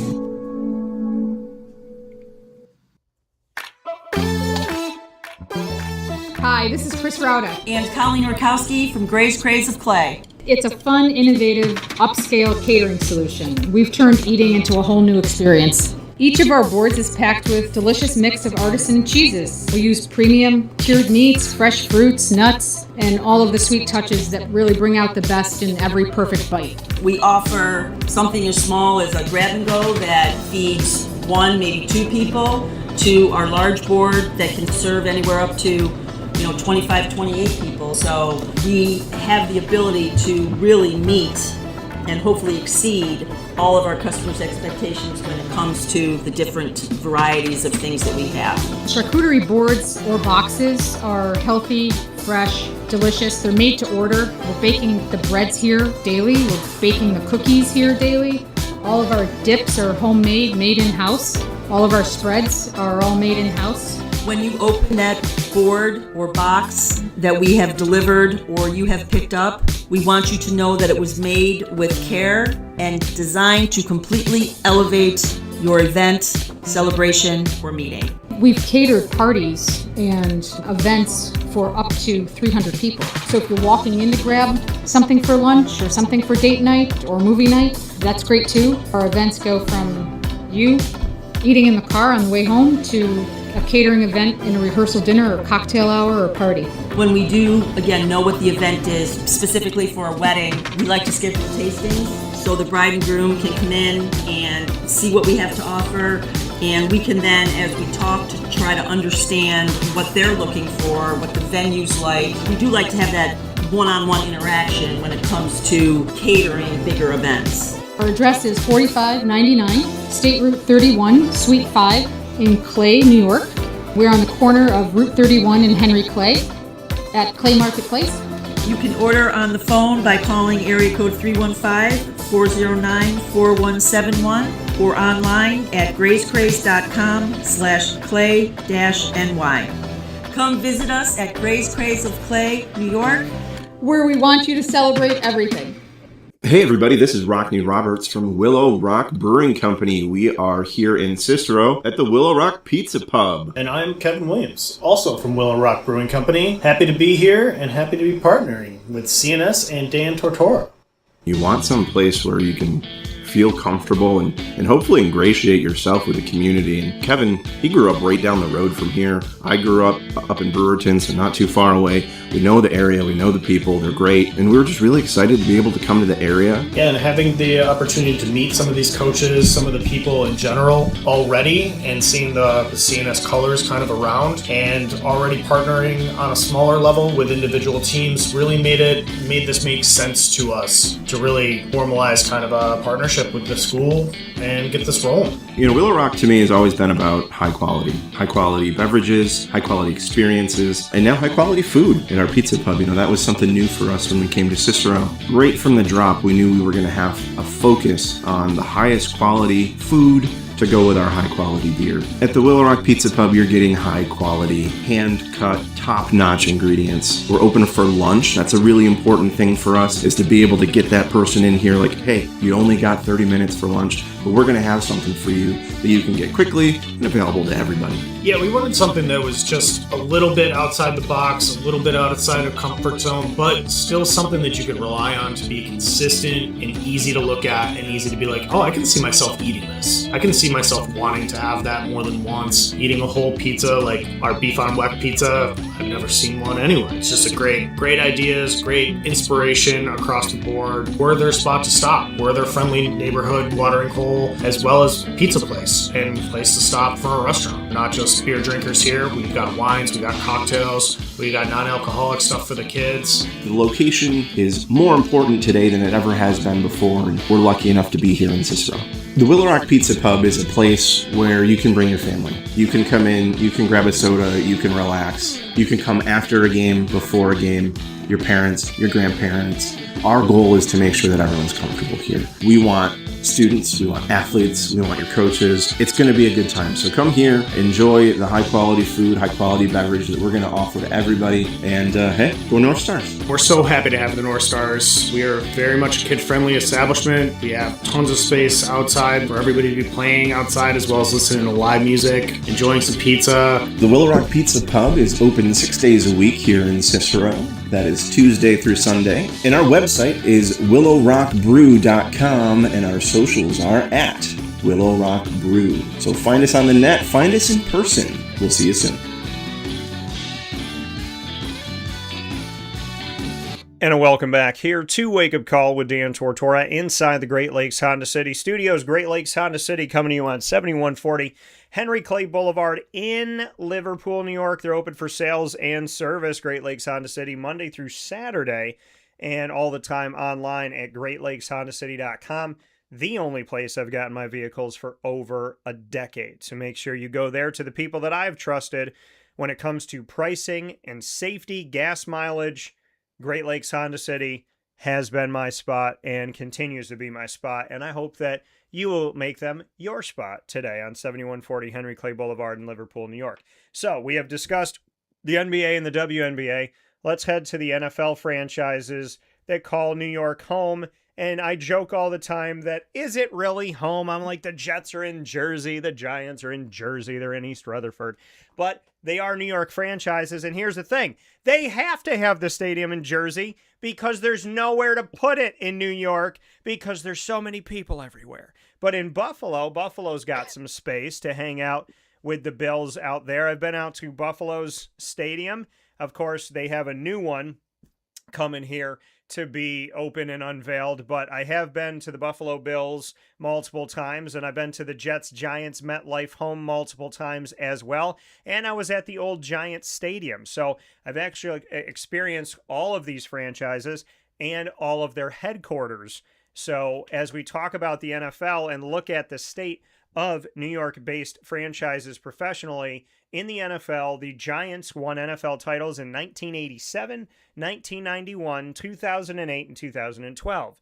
In 2008 and 2012, they defeated the Patriots. We have the David Tyree catch where he caught the ball and held onto it on the back of his helmet. David Tyree played at Syracuse in his collegiate days. And Eli Manning, a two-time NFL champion with the New York Football Giants. The New York Jets won their NFL title in 1969. It was the third ever Super Bowl at the time, and I'm going to say it because the NFL title game was called something else in the past. So for argument's sake, don't get crazy and get at me about this thing. And people don't know this, but in the media, we're told you're not supposed to say SB, like say those words out, because unless you have the rights, or like unless you're broadcasting for the network that has it that year, there's a copyright and da da da da da. So a lot of people kind of say it willy-nilly, but we're not supposed to say it. So we say NFL title, for those of you wondering why I word it that way. But in 1969, the Jets won the third one, and they did it with Joe Don't Ever Forget Me Namath. And the Bills have never won an NFL title. They had 4 chances to win in a row against the NFC East, and they were taken down by 3 of the 4 NFC East franchises in that run. So Buffalo still looks for their first title. The Jets look for their first one, as Murph said, in almost 6 decades. And the Giants are the one that has won most recently of these New York-based NFL franchises, with the Giants winning 14 years ago. So Murph, as we discuss the Giants, the Bills, and your Jets, your thoughts on the history here, as amongst these 3 teams, we have 5 titles, 1 going to your Jets, 4 going to the Giants, none going to Buffalo. Your take on the history, and which one of these franchises do you think will be the most likely to win the next title? The Giants, the Jets, or the Bills winning their first one? Well, it's definitely not the Jets. I don't think anybody can blame me for saying that one. It's definitely not the Jets. I'll come back to that at the end here, but you know, history has been somewhat mean to the Jets, but I think it's because everyone thinks that Joe Namath sold his soul for the Jets to win that championship in 1969. That is, you know, it was the biggest upset in the history of sports at the time. They were, I believe, 14-point underdogs going into that game. And the big bad Baltimore Colts, led by Johnny Unitas, were actually I don't believe Johnny Unitas started that game, if I remember correctly, because I've seen the highlights and he came in later, unless he got hurt early in the game and came back. I don't remember off the top of my head. I wasn't alive yet. I wasn't even a thought yet. My mother was not even 4 years old at the time. So realistically, you know, it's don't blame me for not having the specifics of the game. But yeah, like that game, it was the first time that the AFL was put on the map. It was the year before the AFL-NFL merger. It was not called that yet. Yeah. So it was just an NFL championship game. It was the AFL-NFL championship game. And it was the third iteration of it. That's what eventually became what we have now. And the Green Bay Packers won the first 2 with Vince Lombardi as their head coach, and hence the name of the trophy being the Vince Lombardi Trophy. Being that he, I believe, won 4 of them, if I remember correctly. You know, the Jets kind of really started that trend of making it a game, and then the AFL being a league to be reckoned with, and then they have the merger in 1970, and the rest is history. So the Jets, I think, were a big reason why we got the merger and why the NFL is the way it is today. And you know, I think people forget that when they think about the New York Jets. So it was, you know, obviously every once in a while I'll go back and watch the footage of that game just because it's cool to see the Jets win something, because it's not something that ever happens. So, but as far as the Bills and the Giants, obviously the Bills had those four straight games, the 4 straight championship appearances in the it was in the 90s, right? Yeah. Okay, so it was 4 straight championship game appearances in the 90s with Jim Kelly, and they couldn't win any of them. As a Bills fan, that had to be just, you had to think in 4 years, it's like, you couldn't have won just one of them. You could go 1 for 3 or 1 for 4, and they would be, Bills fans would have been ecstatic. But they couldn't win One. Can I hit you with this? And it's not to interrupt you, it's to go off your point. People wonder, team wins, and there's these newspaper clippings already, and there's hats and there's shirts. Well, how does that happen? Well, that's because the NFL prints them both. The NFL is prepared for both teams to win the title game. And so the question then becomes, well, then what happens with the clothes of the team that did not win? Well, allegedly, those clothes are sent to third world countries. So I just want to let everyone know, somewhere in this world, there are people wearing shirts that believe that the Bills had a dynasty in the 90s and won 4 straight title games. Yes, that. Yeah, I see a lot of them. They get sent to like Zimbabwe or some other. Yeah. Poor so African somewhere in the countries world, and- somewhere in this universe, the Bills are 4-time champions in the 90s. Oh, yeah. I'm just saying, 100%. T-shirt And wise, somewhere else in the world, there is a shirt that says 2015 New York Mets World Series champions. Yeah. And I'd love to get my hands on one. Even Just though like it there's didn't somewhere actually that says the Diamondbacks won in 2023. So, I mean. Exactly. Yeah. Exactly.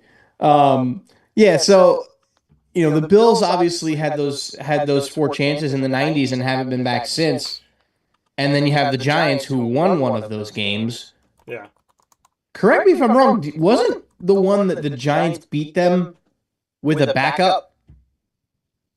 So the Giants Or won. was that the other one? So the Giants win over the Bills was in 1991, and it was 20 to. Was that the year Sims was hurt? Yeah, it was 20-19. And in 91, how old was I? I was 5 years old. So the Giants Bills in 1991, that title game. I'm going back and looking at it here. Let me see here. So the game was tight, defensive battle, 0 turnovers. It was. In the game. And the Buffalo Bills, I'm going back and looking at the statistics here. Their Jim Kelly was out there for Buffalo, Jeff Hostetler for the Giants. Yeah, so that was really the first time we ever saw a backup step in for an injured starter and go out and win a championship. But think about that, 20-19. Let's look at the Bills in the 90s. How did they get there? Yeah. I mean, let's look at the Bills, though, in the 90s, though. So the Bills in 1991. Touchdown and 4 field goals, yeah. I guess. So the Bills played up against the Giants and lost the NFL title game in 91, 20-19. Then the next season in 92, they faced off against the Washington Redskins at the time, now the Commanders, and lost 37-24. And then they had back-to-back title games against the Cowboys in 93 and 94. And in 93, they lost 52-17, Buffalo did. My. And then they lost 30-13 the next year. So the only team that did not play Buffalo that's in the current NFC East in a title game are the Philadelphia Eagles. Keep in mind that there was a time, though, that 5 teams were in the NFC East, the Arizona Cardinals. So Buffalo facing not only 4 teams. Arizona Cardinals were in the NFC East? They were in the NFC East for a time, yeah. And I did not know that. They were before they expanded, and then they shifted some teams, and now obviously we have even divisions. But looking at Buffalo, 4 straight NFL title appearances. Not only did they lose all 4, but they lost all 4 to the same division, the NFC East. The Giants, the Redskins, now Commanders, and the Cowboys in back-to-back. And Buffalo's closest was the first time, which was against the Giants 22-19 that we were just discussing here. So the question becomes, of the Giants, Jets, and Bills, rank them. Who do you believe will be next to win an NFL title? And then who, if not them, then this team? And then who's the team you think is farthest from it? Well, the Jets are farthest from it. That is a... you got Geno Smith as your quarterback. Unless by some miracle they go winless this year. And I'm saying this is a miracle even though it's technically not. If by some miracle they go winless, they fire the whole coaching staff and they hire a good head coach, and Arch Manning is the number 1 pick and the Jets roll with him as the quarterback, and Arch Manning is even 70% of who his uncles were. That can go win a championship. That is the only way the Jets have a chance of winning anything anytime soon. You are really banking on that hype that Arch Manning came in on to Texas years ago. Arch Manning for 3 years. Hey, listen, you know, it's not going to happen. But keep in mind, folks, had he come out of this year in this year's draft, the Jets would have Fernando Mendoza. Just think about that. Because he would have gone number 1, and the Jets would have Mendoza. Or the Raiders fall in love with Mendoza, they take him, and the Jets take Arch at 2. Yeah. Just saying. But yeah, the Jets are by far the furthest away, and I don't see them doing anything to get back to relevance anytime soon. If somehow they make the playoffs in the next 4 to 5 years, it ain't gonna be with this. It ain't gonna be with this group. That's for sure. The core is great. Yeah, Garrett and Brees, and they literally just this morning just re-upped Joe Tippmann to a 4-year contract extension on the offensive line. Old Fashioned has been good. Good rookie year by Armand Menbu. The offensive line is good. So with getting Brees an extension and bringing in some new receivers, some new weapons, yeah, that's going to be good. But it's Geno freaking Smith throwing the football, and he throws the ball to the other team a lot more than he throws the ball to his own team. So we've dealt with Geno Smith as the quarterback once before, and it did not go well. I don't expect it to go well this time around. And we look at, I was going to say, we look at the fact that the Jets made a trade to let go of who I predicted they would draft years ago in Sauce Gardner. Let him Thank God. Let him go to the Colts, which but see, my thing is I think he's an island, and handles it well. Getting rid of Sauce and bringing in Adonai Mitchell, I don't know how that's going to work for them long term. They got 2 first-round picks for him. But one of them turned into Kenyon Sadiq. But this is which they didn't need. But what the Jets are doing, not that I don't like Kenyon Sadiq, what the Jets are doing right now and what they've done for the last couple of years is let go of talent to just build up first-round picks this year, 27, 28. They are banking on the fact that they are going to draft well and put together a championship team in the future, but they're asking the current roster and the current coaches and the fan base to have, patience for the next 6 years or so. But they have made moves to have draft capital in the first round and second round in the hopes that they will draft correctly, these picks will work out, and that they will put together a championship caliber team that they're willing to let go of most of their talent for. Outside of Breece Hall and Garrett Wilson, they were willing to let anybody go to build toward the future. So the Jets have to hope that their 2016 draft, their 2026 draft, their 2027, 2028, that they're going to find their quarterback maybe this upcoming draft in 27, and that they've put together other pieces in this time period. The Jets are playing the long game. The Giants, I think, are They've been playing the long game for freaking 15 years, They have been playing the long game forever man. and a day, but I'm telling you this right now, what the Jets have done in the last few years is kind of ironic because they gave up who they drafted to go and draft toward a championship. So you're giving up your recent draft picks in the hopes of more recent draft picks that are going to put together a title caliber team because you didn't have your quarterback. They didn't draft with Zach Wilson, the guy that was going to do it, and they won at the end of the season, which secured that Jacksonville could draft Trevor Lawrence in 2021. Thank you, New York Jets. But this is where we're at. You're welcome. They did not draft, and they let go of Sam Darnold. They made him the scapegoat, as they've done with other people, Mark Sanchez. And he just won a freaking championship. Yeah, because, again... we had that guy. Right. We drafted that guy. Right. And he won a freaking championship with somebody else. But this just goes to show you that New York does not have the patience, and New York fans, if you can't get it done in the first 2 years, maybe 3, that they don't want you anymore. And Sam Darnold showed himself to be the guy. And here's the funny thing. Let's walk with me on this road, Murph. Sam Darnold's drafted by the Jets in the first round. Sam Darnold is no longer wanted by the Jets. He goes to Minnesota. He almost goes to the NFL title game.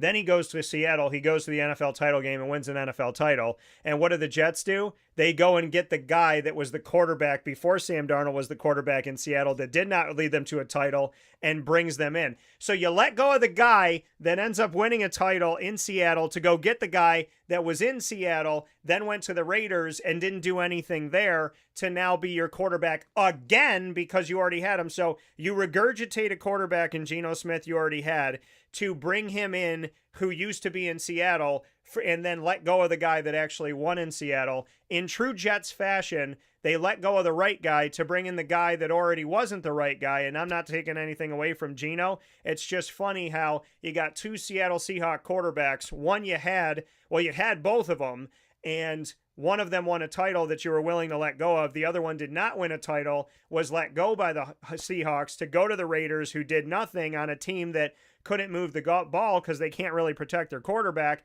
And God bless and Godspeed to Fernando Mendoza to now bring that guy back.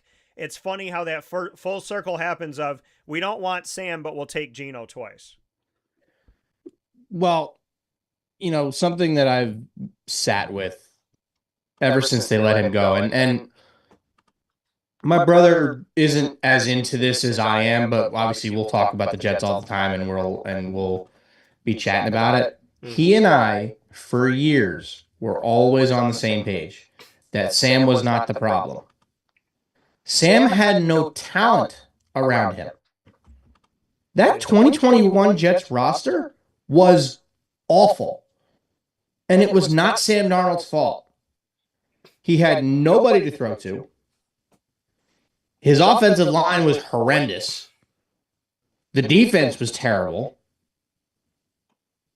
Even special teams was terrible. The fact that that team won 2 games in 2021 or 2020 was borderline impressive because that team should have gone 0-16. But you think about that, and the fact that they did blows my mind. When you draft when you're a team that is drafting within the top 10, top 5, looking for a quarterback, when have any of those franchises been ready to just bring in one piece, a quarterback? They're not. And be set to go. Most of the time that you're in a position to draft a quarterback in the first few picks of the NFL draft, your team is not good, and those quarterbacks go to a team that typically can't protect them. Look at Trevor Lawrence.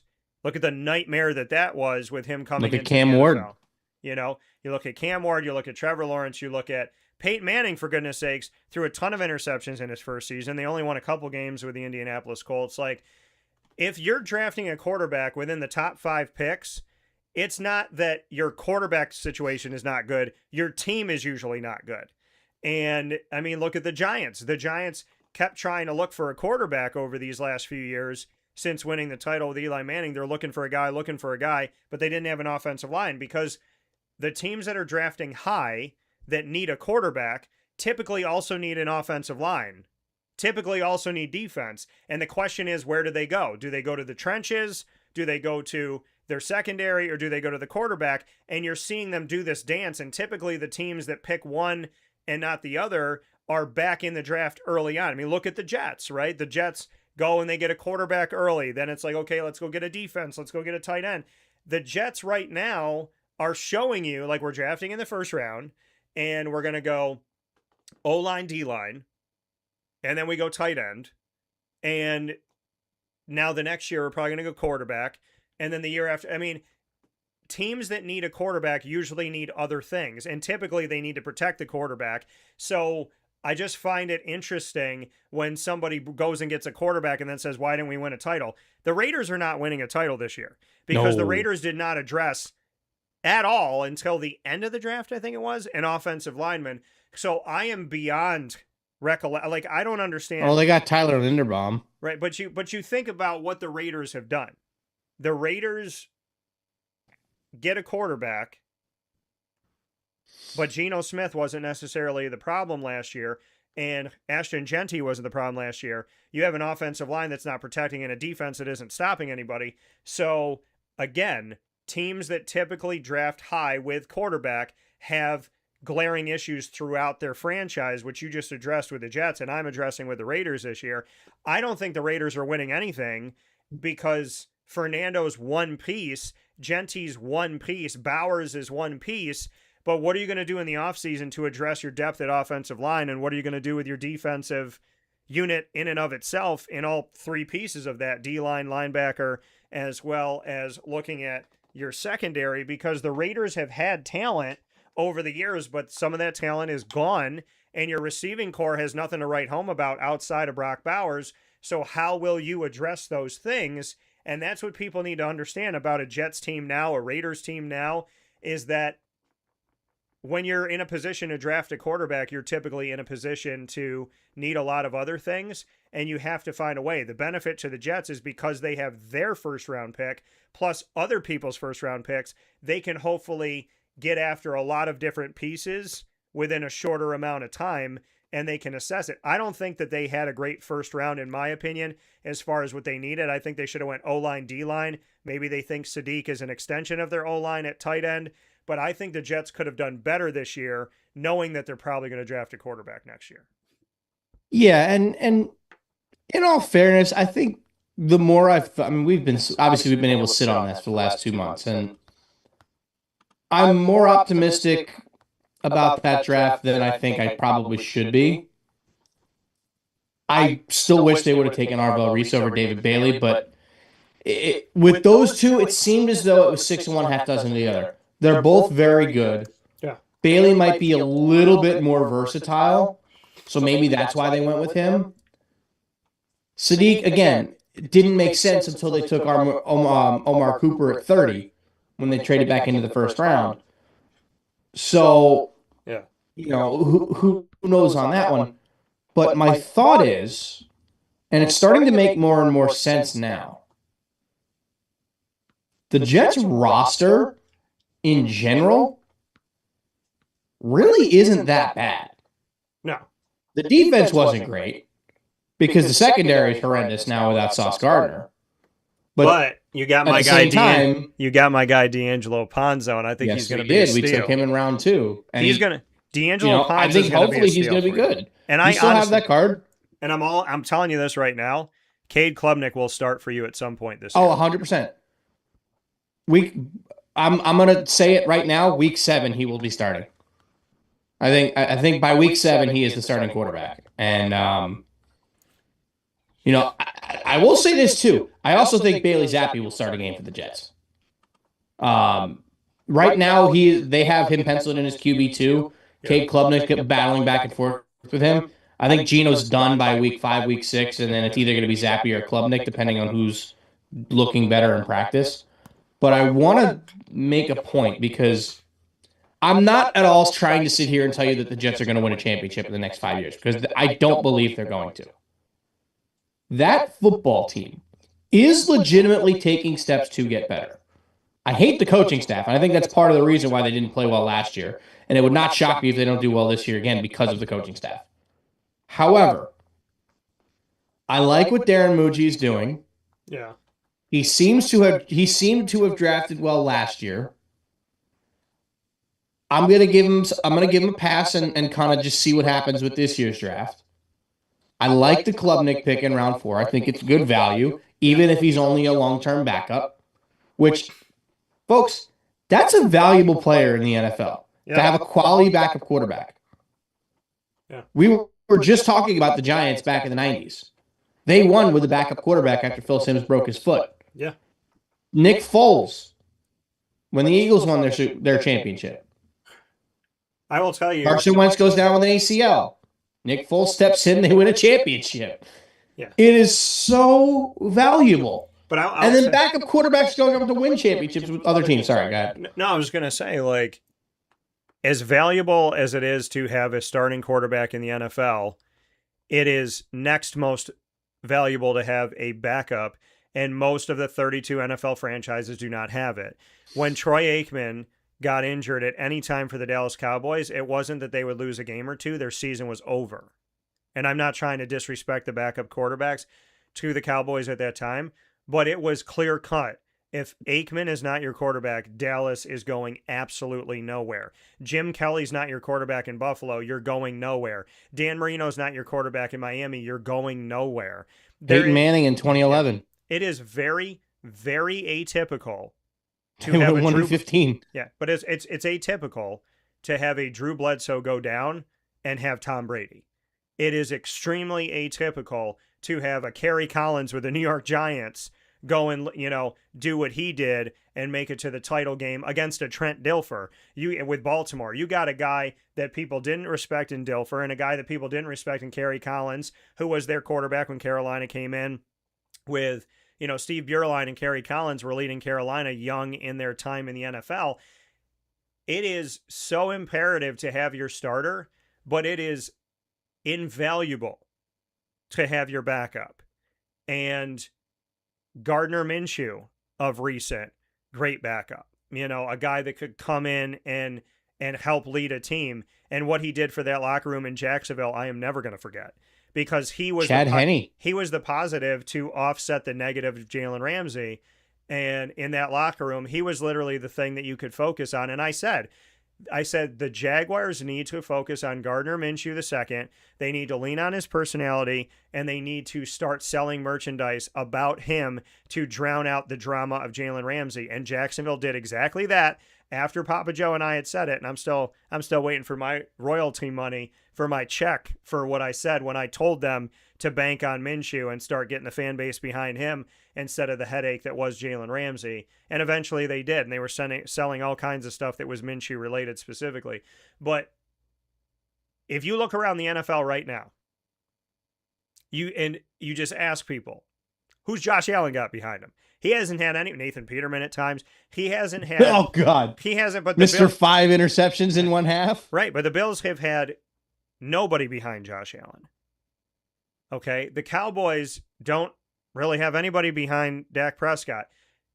There are teams, most teams in the NFL right now, do not have a backup that is serviceable to get the job done.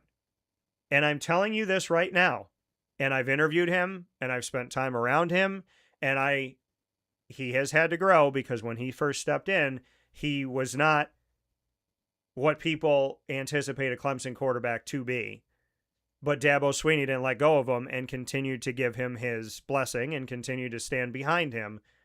Cade Klubnik, in my opinion, when he got drafted by the Jets, my first reaction was, you just got a steal of a guy who will be your backup quarterback. And whatever you do in the future, if you keep him, I believe he will be a very serviceable too. So to the conversation of what NFL franchises have a starting quarterback capable of winning a title, I would say to you, after that conversation, name how many of the 32 franchises have a number 2 quarterback that can even win a friggin' game or win consistently. I think Cade Klubnik for the Jets gives them a serviceable number 2 that will become a number 1 this year, that will probably go back to a number 2 depending on who they draft. And if they hold on to Cade Klubnik, I believe the Jets will be one of the only NFL franchises that have a backup quarterback that I can say I would be happy to have if and when I needed him. Yeah, and I like Klubnik. Look, I'm not sitting here and saying he's going to be that he's going to end up being a steal and he's going to be the starting quarterback for the next 10 years. But I don't think he couldn't be that. Yeah. It's not impossible. I mean, hell, let's go through. Dak Prescott was a 4th-round pick. Yeah. And look what he's done for the last decade. There's nothing that says he couldn't do that. There's multiple. Jalen Hurts was a 2nd-round pick. Then again, 2nd-round picks can kind of be starters more than 4th-round picks could. But Brock Purdy, Mr. Irrelevant, 7th round. Yeah. Starting quarterback, just got a big payday. It can happen. It's not often, but it can happen. Yeah. I'm not saying Klubnik's going to be that guy, but like we said, I think he could be a very good backup. If that's his ceiling, that's still a very valuable player.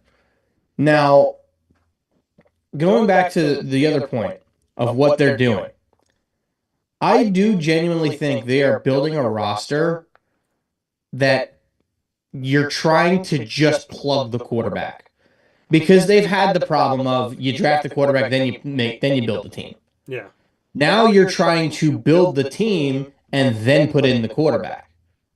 Last year they thought Justin Fields was going to be that guy. He wasn't, clearly. We knew that. I don't think they think Geno Smith is that guy either. I think they think Geno Smith is a bridge. They figure Cade Klubnik's going to play eventually, and they're going to see what he's got. Maybe he's got some talent. Maybe he doesn't. Who knows? Yeah. But that'll kind of be the story of whether or not he's with the Jets for a long time or not. The position they're putting themselves in, with 3 first-round picks next year, and the other one could be very good. They get whichever pick is higher out of Dallas and Green Bay from the Cowboys in the Quinnen Williams deal. That pick, there is potential that could be a top 10 pick. Because Dallas does not look good this year. They have not been good for the last couple of years. Even the Colts, that could be a top 15 pick again. Yeah. Let's just say that Colts pick is 15 and that Cowboys pick is 9. And the Jets pick at 5, for instance. There's no reason to think that they couldn't go up and get number 1 if they really wanted to. Or, if they're at number 5, maybe they liked what they saw from Klubnik, and they don't feel the need to draft someone there. Maybe there's somebody that you could pick at 5, or somebody that you can pick at 9 that might be pretty good. Yeah. That you can still take. Now, who's that going to be? I don't know. Because this time last year, nobody was mocking Fernando Mendoza number 1 overall. Nobody was mocking Ty Simpson to go in the first round. It was Arch Manning, Dante Moore. That was it. I don't think anybody mocked Ty Simpson to go in the first round the day of the draft. Well, yeah. And I will say this. I do give the Jets a lot of credit for not taking Ty Simpson.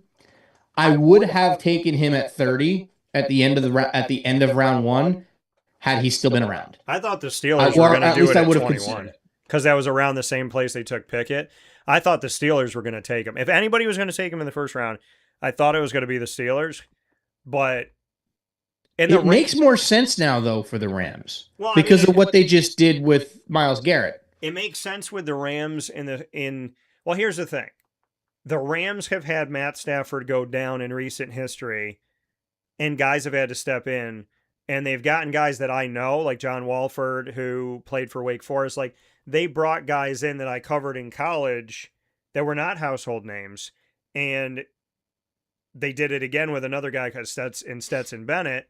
So Stetson Bennett being there, I mean, he's a guy, and Ty Simpson, the Rams have found more success with guys that maybe people didn't anticipate to be their backups because the Rams have had to go to their second or third string. Keep in mind, Baker Mayfield was left for dead in Cleveland, went to the LA Rams, resurrected his career, and now is a playoff caliber quarterback in Tampa.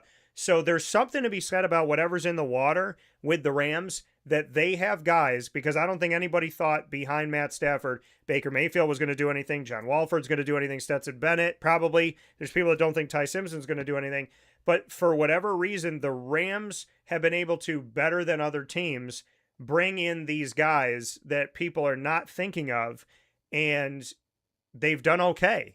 They've kept the team in fighting distance of the postseason or helped them move forward into the postseason, and nobody better than Baker Mayfield up to this point. But I will say, when you look at the Rams' second, third, fourth string guy, they're doing it better than anybody else in the NFL in recent history of having that guy that people are really not thinking about that has done all right. And when you look at backup quarterbacks in the NFL right now, and you look at the teams that have talent that could step in and win, I'm going to say the Rams. I'm going to say the Arizona Cardinals because I think they got Carson Beck at a steal. They have Jacoby Brissett. And so I think the Cardinals have a good backup situation. San Fran has proven that they do with Mac Jones behind Brock Purdy, because there were times where I thought Mac Jones was better. We look at outside of that, there's not a ton of teams. I don't think the Cowboys do. I don't think the Giants necessarily do. I don't think the Eagles, the Washington Commanders have proven that they don't. Well, the Bears, do the Giants still Lions, have Jameis Winston? The Giants, yes, at this time So that's a quality backup. Yeah, he's serviceable. I think the He Minnesota can win a couple of games if I he think need. the Minnesota Vikings, they do because they have Kyler Murray and J.J. McCarthy. The Broncos have shown that J.J. they McCarthy don't. stinks. I think Kansas City has an option or two behind Pat Mahomes. The Raiders, no.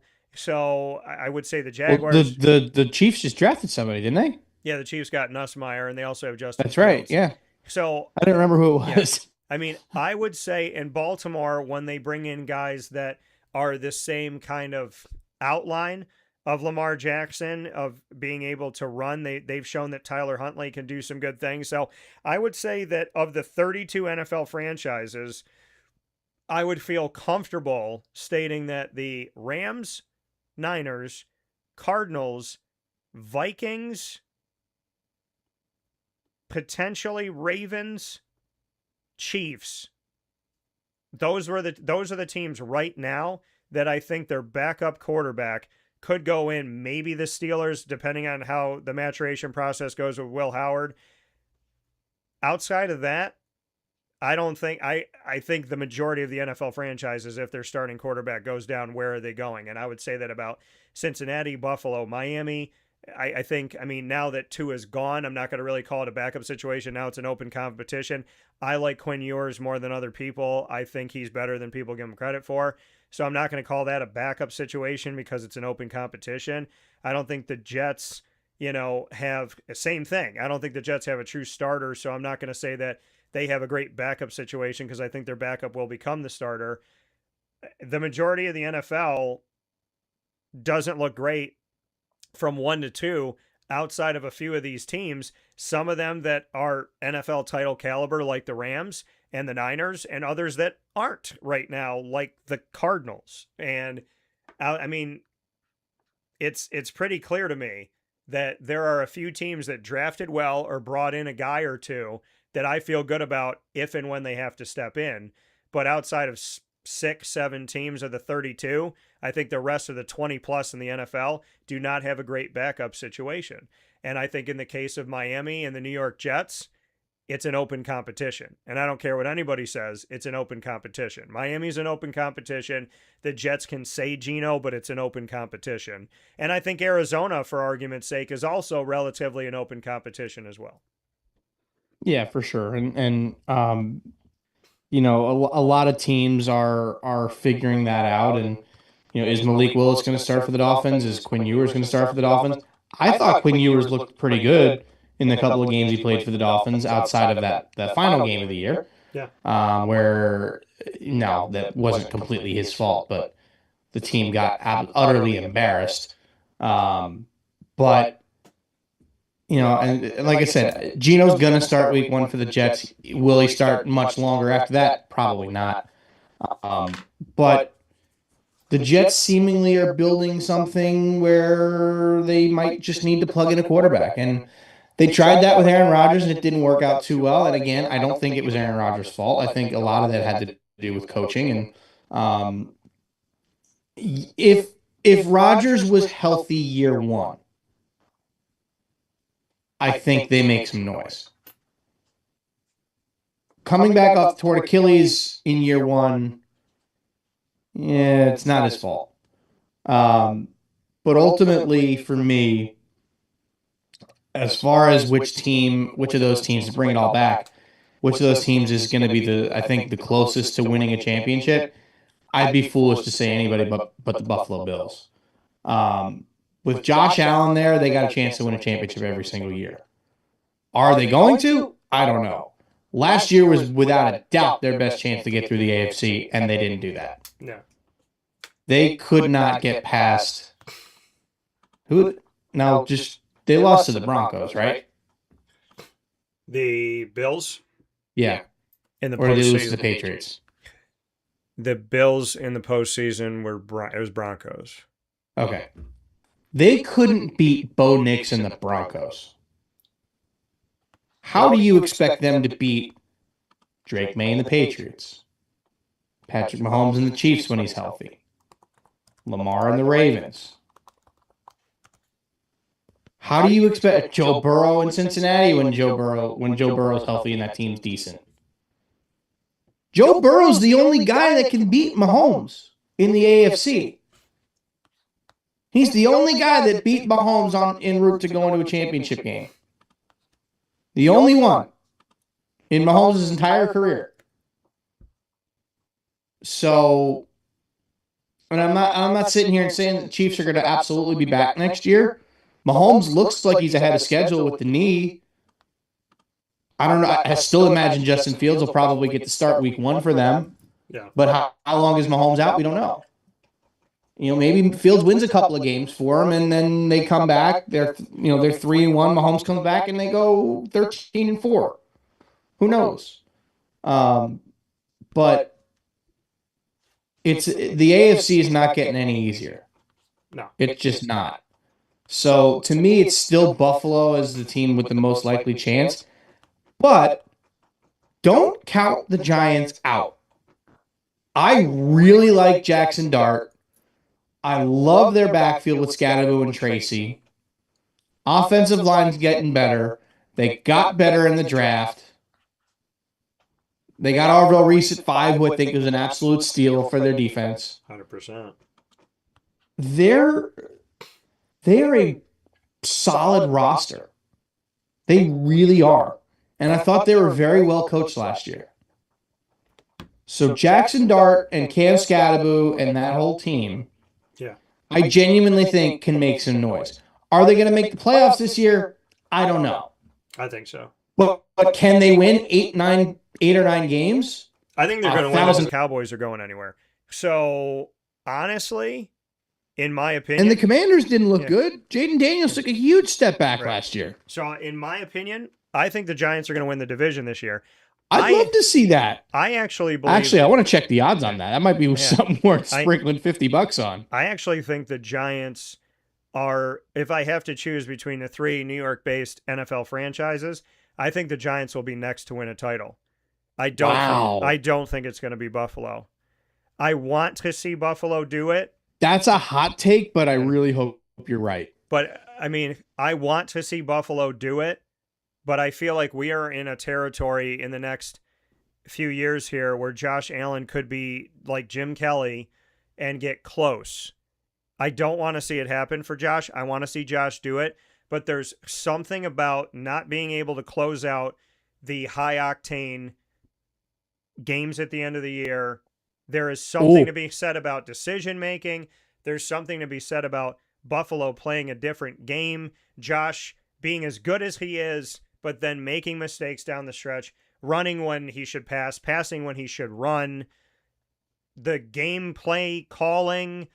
Buffalo has proven that in the most crucial moment, they almost kind of lose themselves. And I don't want to see it happen anymore. And yeah, they got a different coach now who is, he's known to the team, but he wasn't the head coach, and McDermott's out. But Buffalo, they have a lot of talent, and they've had wide receiver talent, and they've had running back talent. And I was a James Cook fan when he was coming out of college, and I interviewed him at Georgia when people probably thought I was nuts. I was a James Cook fan when people were not speaking about the guy. So I think Buffalo has talent at wide receiver, at tight end, on their offensive and defensive line, at running back, at quarterback.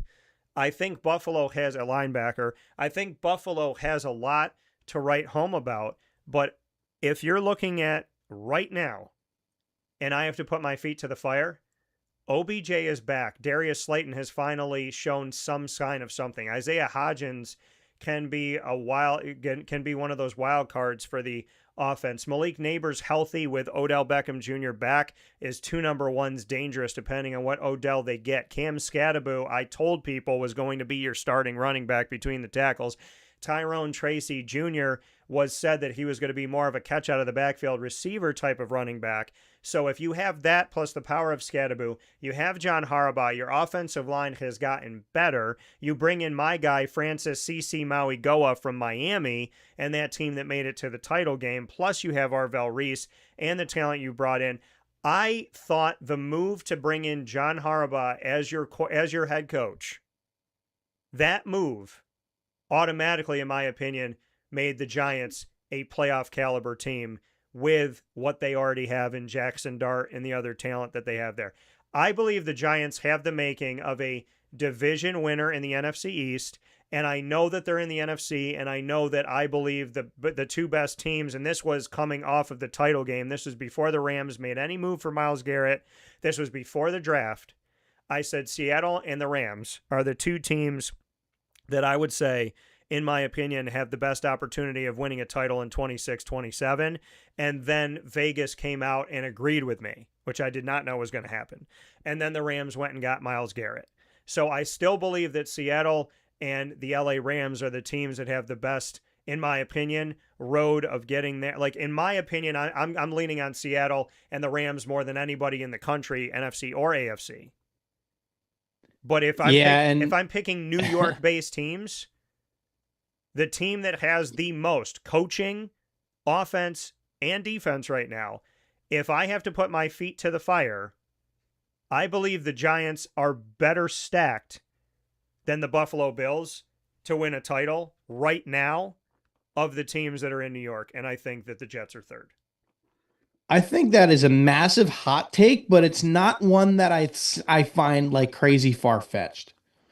So, and also while you were explaining that, I went on DraftKings to find out what the odds were on the Giants to win the division. Yeah.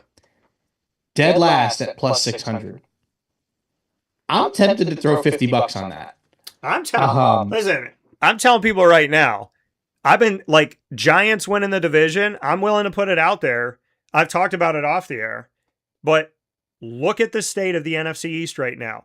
I do not think I think Philadelphia is in a teeter-totter place right now where they could be trending downward. I like Jaden Daniels. I'm a big fan of Jaden Daniels, but I don't think Washington has enough.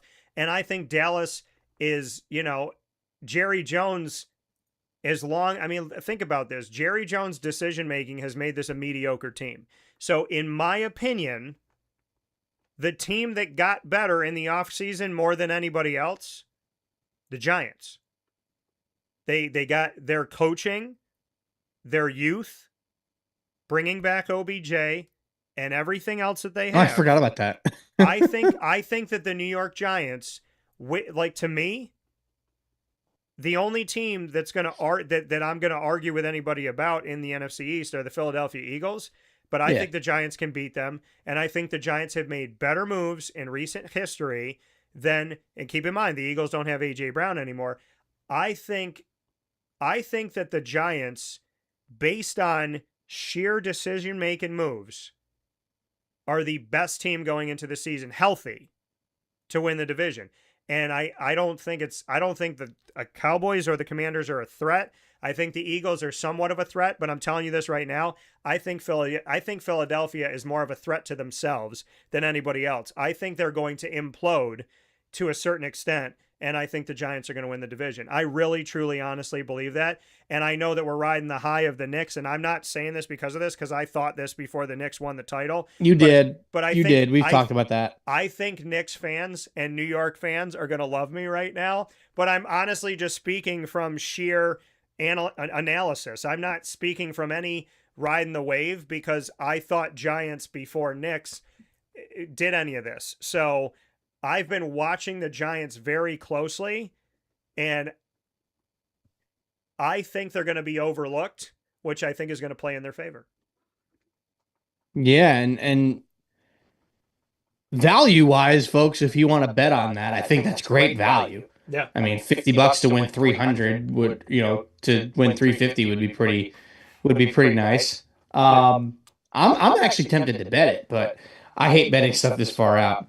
But I think that's, like I said, I think it's a hot take. I don't agree with it, but I can absolutely see it. But that's what this is about. We get to talk about stuff like that, and that's what makes it fun. Yeah. And I do want to get to Major League Baseball here. Speaking about the New York franchises, I've dedicated today's show to looking at the coming off of the Knicks winning their first title in 53 years to take a look at all 14 New York-based franchises and to speak on their history as well as of each of the leagues. What do I see happening for the future? What does Murph see happening for the future? So we've addressed the NBA, the WNBA, the NFL. I do want to go to Major League Baseball here, and I want to take a look at the Mets and the Yankees. Now, Please don't write the number of championships up there. So the Mets... It's too embarrassing. Yeah, so the Mets have won in 19... But here's the thing. You being a Jets and a Mets fan, they both won in 1969. So if they win in... So if God, the way that things are and the way the world works... But the Jets have to win first. But I'll tell you this right now. In the world that we live in and just how I've seen things happen in the world... Wait a minute. I just thought of something. Yeah. Not the last time, but the last time the Knicks won a championship, the Mets went to the World Series. Well, and I will say this to you. I'm just saying. Yeah, but I will say this to you. You are a Jets and a Mets fan. They both won titles in 1969. And I think the way that the sports world works, that if one gets close, the other one may be not far behind or right there with them, since we've already seen it historically. The Mets won in 1969, and they won when I was 1 year old in 1986. The Mets have 2 championships. The Yankees, I don't know how much time y'all have to sit here. The Yankees won in 1923, 27, 28, 32, had a run in 1936, 37, 38, 39. They won in 41, 43, 47, had a run in 49, 50, 51, 52, 53. They won in 1956, 1958, 1961 and 62, 1977 and 78. And then they won in 1996. Their last run was halted by the Arizona Diamondbacks after they won in 1998, 99, 2000, and lost in 2001. And then they won in 2009 most recently. So to Yankee fans, it's been an eternity because it's almost been 20 years since they won a title. But the New York Yankees have won 27 World Series. Your thoughts on the future here for New York with the Yankees and the Mets? Well, I know way too much about the history of the Yankees, more than I care to say. They won most of their championships before most people in this world were born. They got the 2 in the 70s and they got the 4 in the 90s. Technically, 2000 counts as the 90s because if you watched Jeopardy before, if you've ever watched Jeopardy, what year did the 21st century begin? January 1st, 2001. Not 2000. Just saying. But yeah, so they got the 4 in the 90s, they got the 2 in the 70s, and then the 1 in 2009. That's really all. Modern Yankee fans, they really don't remember 2000, 98, 99, 2000. They remember 2009. I remember 2009. I am very fortunate that the Yankees have only won one meaningful championship in the time that I've really been watching. So it's nice to see them lose as somebody who hates the Yankees. But yeah, as far as the state of New York sports right now, the Yankees are in a little bit of trouble with Aaron Judge being hurt currently. But they are winning. They are still winning. They are still winning. Ben Rice, man. That kid can play. He has been an absolute revelation for them this year, and he's turning into a superstar. Yeah. Very, very quickly. And Cam Schlittler might be the favorite to win the Cy Young in the American League. So the Yankees do look very good this year, but I am still a little worried about them with Judge being out at the moment, and it's not exactly going to be a short IL stay. He's out for a little while. So he won't be hitting 60 home runs this year, folks, or even 50 for that matter. And he probably will not win the American League Most Valuable Player award, so that award is wide open. As far as the Mets go, we've talked about them ad nauseum on this show. They just took 2 out of 3 from the Braves. The pitching stinks. Lindor's still hurt. Soto is carrying the offense as we expected him to. You're not going to win games when you can't pitch. So they're losing games where they're giving up 10 runs. And they're winning games when they're giving up 2. The offense has been productive. They're scoring 5 runs a game now. But, when they're giving up 8, you're not going to win games that way. So that's obviously not going to be the best there. But Yankees definitely in a way better position to do anything this year. As much as I can't stand them, they are currently, from what I've seen, the best team in the American League. And I would not be shocked at all if they went to the Fall Classic this year and maybe had a rematch with the Dodgers as they, from 2024.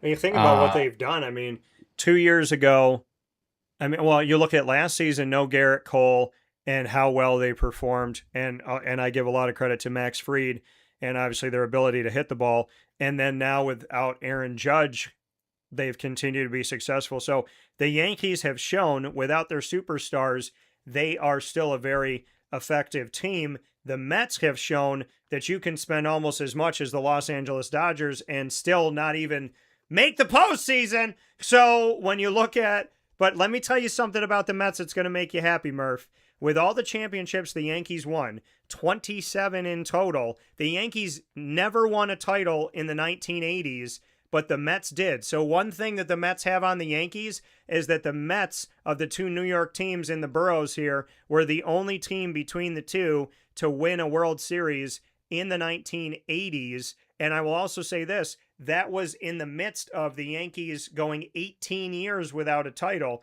So we can say this about the Mets. They only have 2 World Series championships, but they did something that the Yankees never did, which was win a championship within the 1980s, in 1986. Well, but here's the thing about the Yankees in the 80s. They went to the World Series in 81. They lost to the Dodgers. Those Yankees teams of the 80s were really good. They just never made the postseason. They won more games in the 80s than any other team in baseball, and they never made it to the postseason after 82. Don Mattingly played 14 years for the Yankees and made the postseason once. Yeah. In 1995, the very first year of the division series.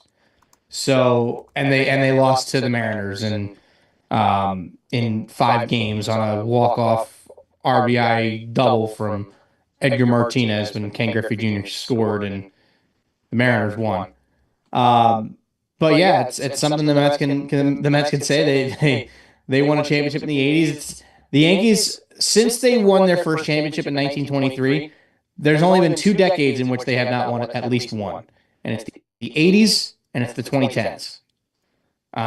So the Yankees are in the middle of for them, historic drought. Mm-hmm.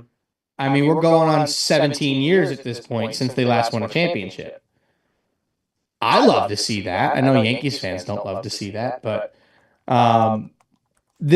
honestly, though, this year, this team, this is a way better team than 2024.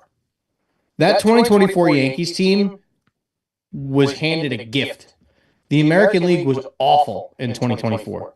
They just walked to the World Series. Got 0. They didn't get challenged by anybody. It was bad. So ultimately, looking at the teams that we're seeing in the American League and the rest of baseball right now, nobody is surprised to see the Yankees with the best record in the American League. Toronto's still, giving them a little bit of a run for their money. Yeah. But, they haven't been great. Can I just give a quick shout-out to the Chicago White Sox, who are in first place in the American League Central? Sorry, tied for first place in the American League Central. Yeah.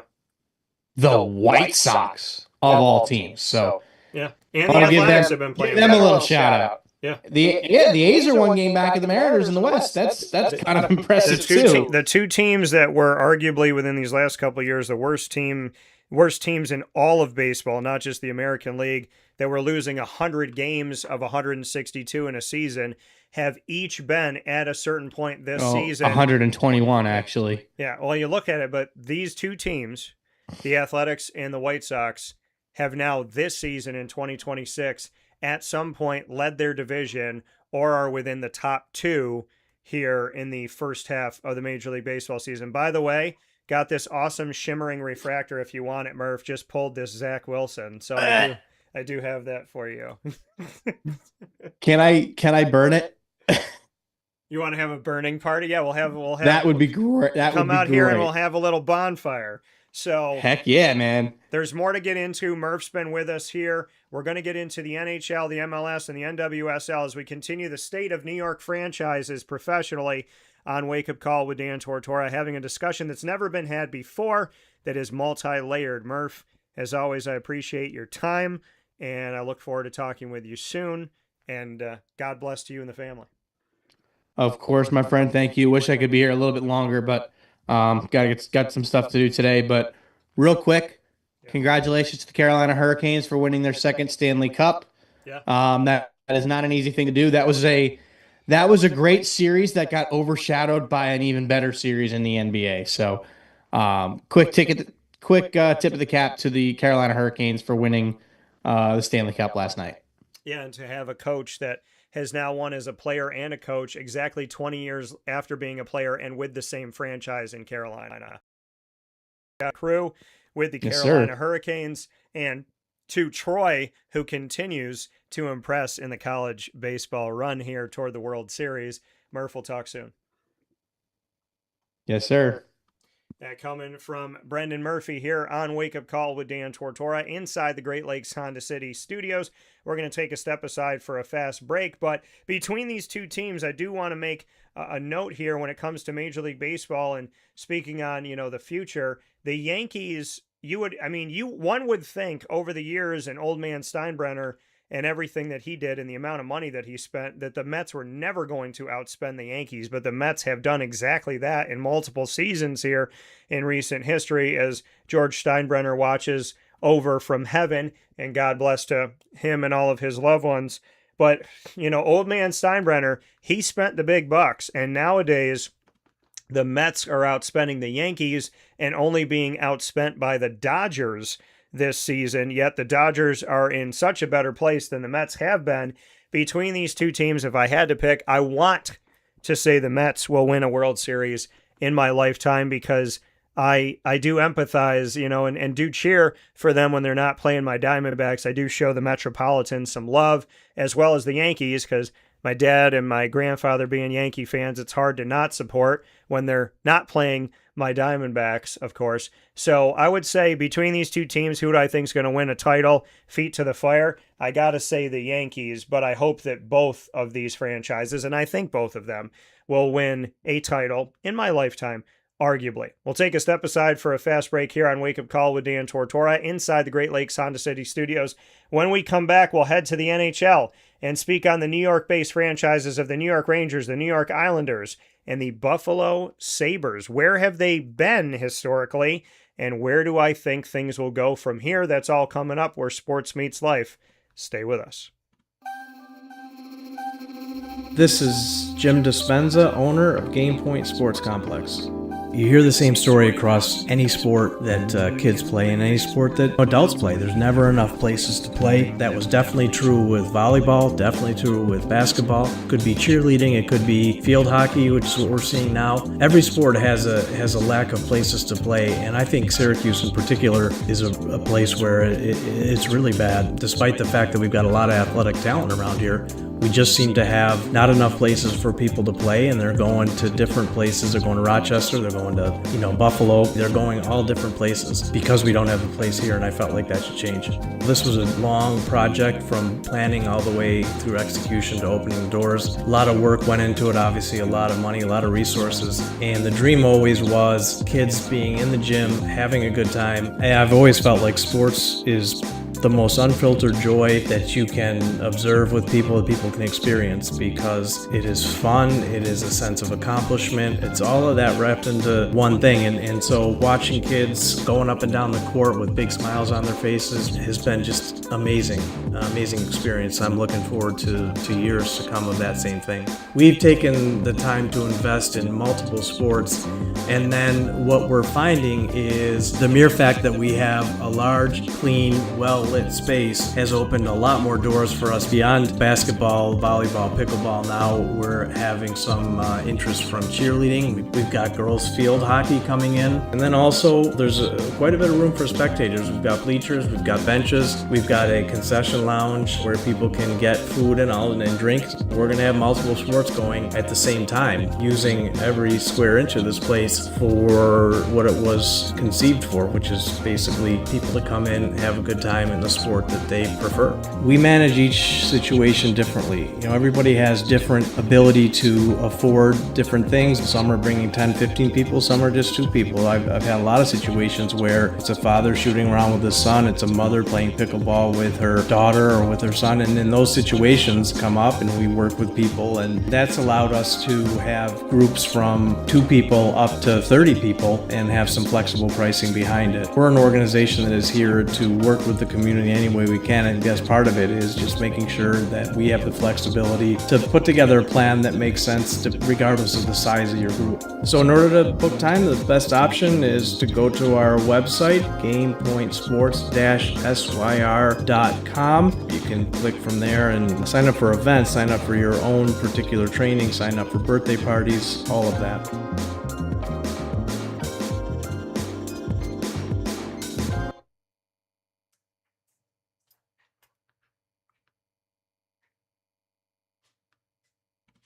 Avicoli's restaurant, located on 7839 Oswego Road in Liverpool, New York, has been serving our community for decades. Your place to go for home cooking on the corner of Route 57 and Wetzel Road is just minutes from Liverpool High School. And every single month, Wake Up Call with Dan Tortora is on site, on location, with Liverpool sports, student athletes, coaches, and administration telling their stories throughout the year. We look forward to seeing you on site at Avicoli's for their casual pizza side, their fine dining, as well as their bar. And of course, you can order online at myavicolis.com. That's myavicollis.com. For takeout, delivery, and catering, call 315-622-5100. That's 315-622-5100. Come on into the neighborhood spot Avicoli's, open 7 days a week in Liverpool, New York.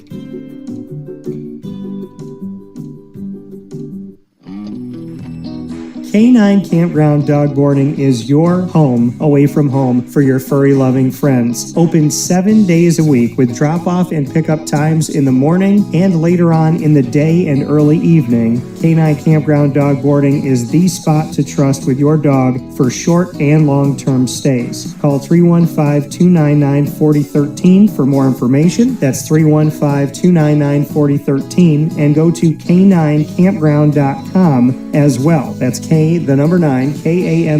ground.com, where you will find all of the information on their different cabins, which include the classic cabin, executive cabin, grand cabin, and luxury cabin.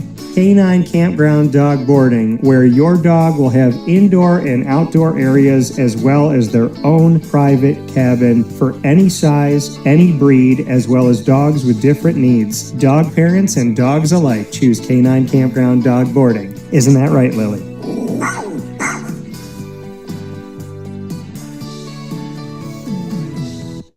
Hello, this is Dylan Husted, the owner of the Baked Potato Express. We do mostly big festivals or big corporate private events. Typically just big festivals such as Taste of Syracuse, Food Truck Battle, Battle of the Wings. I do the State Fair. They're ordering from a fresh food truck that is making real food and happy to make it and wants them to enjoy every bite. We season every potato before they go in the oven, and then they bake for an hour, and when they come out, we season them again after we cut them. We use real butter, real cheese, real ingredients, so it's all really good food, and people love it. We have a lot of returning customers and regulars that we see very often. The customers really make a big impact, and this is a big food truck community. The events here are super busy. It's like in my blood. I like building things and creating stuff that people love, and me and my friends are the ones that run the truck, so it's kind of, we keep it's a tight circle in there, and we have like a family sort of oriented truck, and it's a lot of fun, and we have a good time doing it, and people love our food, so it ends up making it well for everybody. You can contact the Baked Potato Express at thebakedpotatoexpress@gmail.com or the Baked Potato Express on Instagram or TikTok. We are very happy to be partnered up with Wake Up Call with Dan Tortora as the exclusive sponsor of the Annoying Moment of the Week. And be sure to try DT's baked potato creation at all of our food trucks. The Baked Potato Express. Let's get baked. Looking for your next ride? Look no further than Great Lakes Honda City, located on 7140 Henry Clay Boulevard in Liverpool, New York. Serving our community for decades, their new and pre-owned vast array of vehicles are available to you Monday through Saturday on site. To search from home, shop at GreatLakesHondaCity.com. Call 315-365-5576 to set up an appointment. That's 315-365-5576 for Great Lakes Honda City, 7140 Henry Clay Boulevard in Liverpool, New York. Great cars, great people, Great Lakes.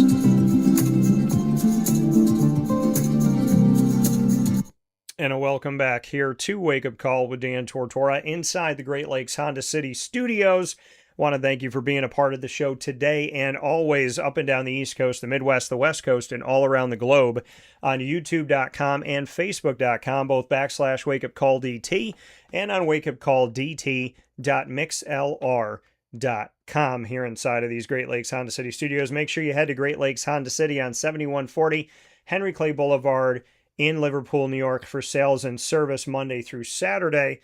And of course, they are open all the time at GreatLakesHondaCity.com. So I do want to go to the NHL side of things. I want to congratulate the Carolina Hurricanes once again for their incredible run and victory that they had here. And Rod Brind'Amour winning as a player and as a coach, not only winning as a player in the NHL and a coach in the NHL, but doing it with the same franchise as a player and a coach and doing it exactly 2 decades later. Again, how poetic. Like I said, I think the Mets will find their way back to the World Series because you just look at this poetry that happens in sports, and I've seen these storylines create themselves more often than not. And Rod Brind'Amour to win with Carolina in 2006 as a player, hoist the Stanley Cup, and then do it again 20 years later as a coach. I mean, how many players become coaches in the sport that they play in and then win championships as a coach? So there's such a tiny percentage of players that then become coaches, and an even tinier percentage of those players that become coaches that win championships, and then even a tinier that those players that become coaches that win championships do it with the same franchise. Rod Brind'Amour, not just in the NHL, but in general in the history of mankind, is in a very tiny category of people. He's in very, few company to win a Stanley Cup as a player, win a Stanley Cup as a coach, do it with the same franchise. Incredible. Absolutely incredible. So shout out to Rod Brind'Amour and all of the Carolina Hurricanes, all the players, everyone on the coaching staff, everyone on the support staff, and everyone with this franchise in and of itself.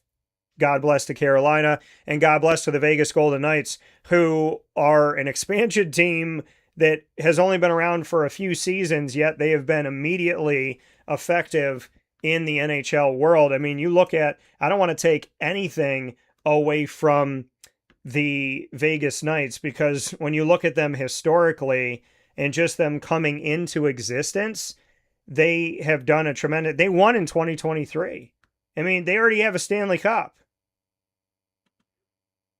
And when we go through the history of, the teams and just how effective a team can be right out of the gate. I mean, come on now. You look at the runner-up this year, the Vegas Golden Knights, but let's go back to, let's just look at the history of the Golden Knights. 2017-18, they were runners-up to the Washington Capitals. Then they won in 2022-23, and then they were runner-up in 2025-26. So this team has not even been around a decade in the NHL, and they've been to 3 Stanley Cup finals, and they've won one of them. There's some franchises that have never been to a Stanley Cup ever, and yet the Vegas Knights are not even a decade old, and they've already been 3 times, and they already have a Stanley Cup trophy in their case. So I'm not taking anything away from Vegas, but I am going to celebrate Carolina. Carolina, the champion. Vegas, a tremendous, tremendous franchise. How many franchises in their expansion year, in their inaugural year, make it to the title game? Unheard of in the NFL, NBA, anywhere. Make it to the title game and then win a title within their first less than a decade of existence and have played for 3 titles in less than 10 years. Remarkable how quickly the Vegas Knights were an effective team in the NHL and just what they've done in less than a decade of existence. This would be impressive if the team had been around for 50 years and they made it to 3 Stanley Cup finals in less than a decade. I mean, any franchise that makes it to a title game multiple times in less than a decade, whether they win or not, is remarkable. But this is a team that's doing it since coming in the 2010s as an expansion team to the NHL, a non-pre-existing franchise. So shout out to the Knights for their history and for their incredible season. And of course, shout out to the Carolina Hurricanes and to Rod Brindamore for his incredible history himself. Let's go into the NHL when we look at New York-based franchises. The Rangers, the Islanders, and the Sabres. Historically, the Rangers won the NHL Stanley Cup in 1928, 1933, 1940, and 1994. So just like the Knicks, the Rangers spent over 50 years between their championships. The Knicks 53 years, the Rangers 54 years between championships, 94 being their last one, and before that 1940. So almost exactly the same as the Knicks. Instead of 53 years, 54. So the Rangers historically have won 4 titles in the NHL.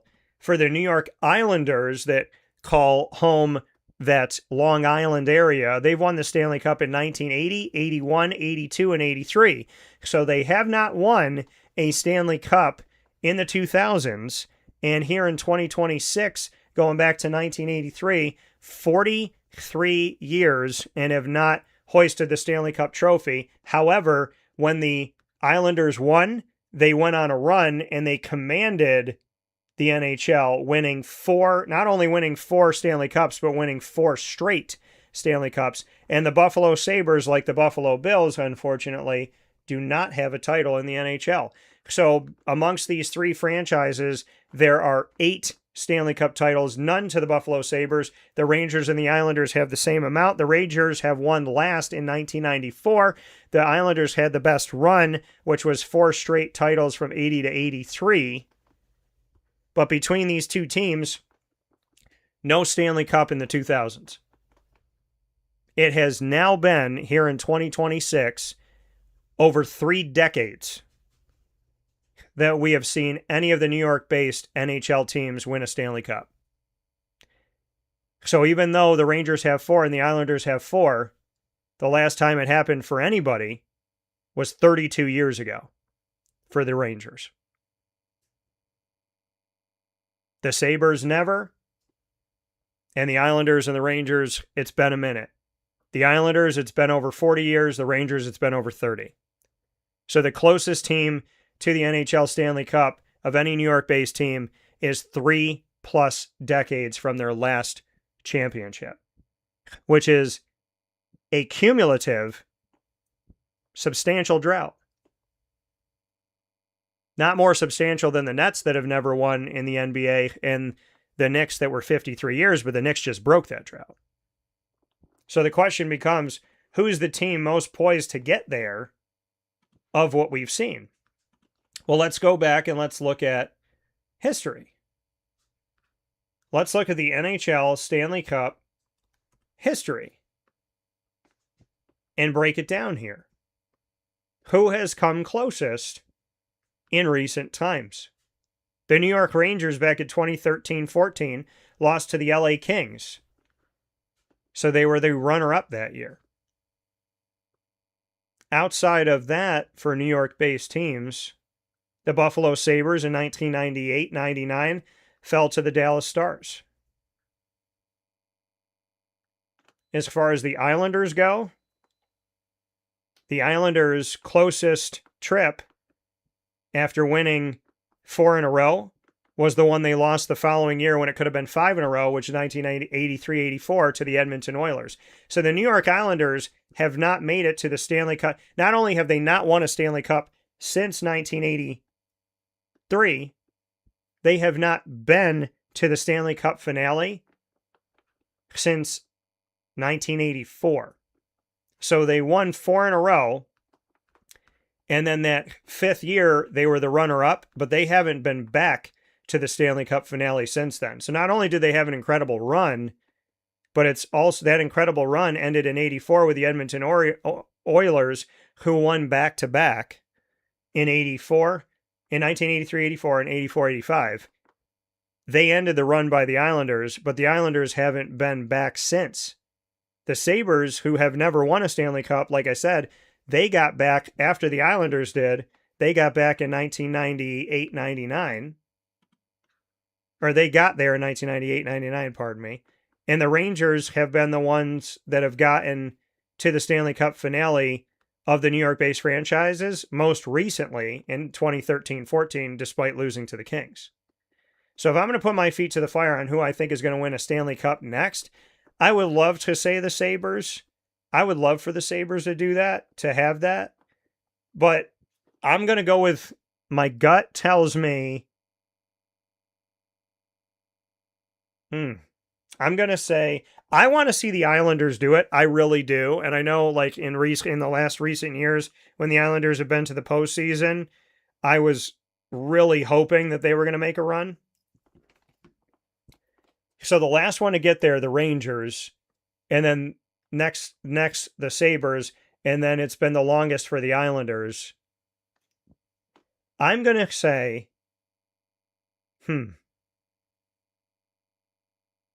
I'm going to say Rangers, Sabres, Islanders. But I'm going to make a prediction here that the Sabres might win their first title before the Rangers win their next one. So as much as I'm going to lean a little bit on the Rangers, I think there's an opportunity here for the Buffalo Sabres to, of the 3 New York franchises in the NHL, to win their first before the Islanders or the Rangers win again. It's close for me.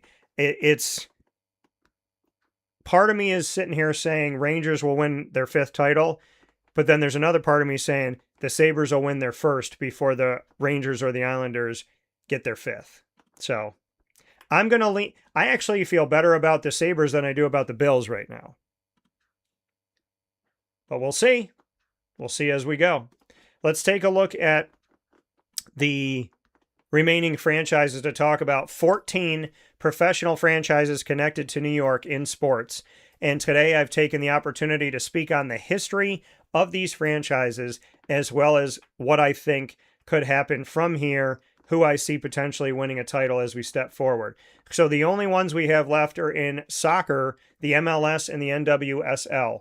So we have in the MLS, the New York City FC and Red Bull New York, which some people call the New York Red Bull, others call the New York Red Bulls with a plural, some call the New York, New Jersey Red Bulls because of, this name throughout history kind of having a bunch of different iterations, but they have the name of the sponsor in the title, and Red Bull New York was actually the first MLS team I ever cheered for, and that was because there was a family of Red Bull fans that I, really just, when I started to like soccer and I started to coach soccer when I coached U12, 8 to 11-year-olds in Pennsylvania in Carbondale with a team that I called the Carbondale Pride, gave them a name and a logo because they never had either for the Carbondale YMCA travel team. And I want to thank everybody there that gave me the opportunity for the first time ever to be a head coach in any sport, that's loving that team and being around that family at the time that was separate from the team.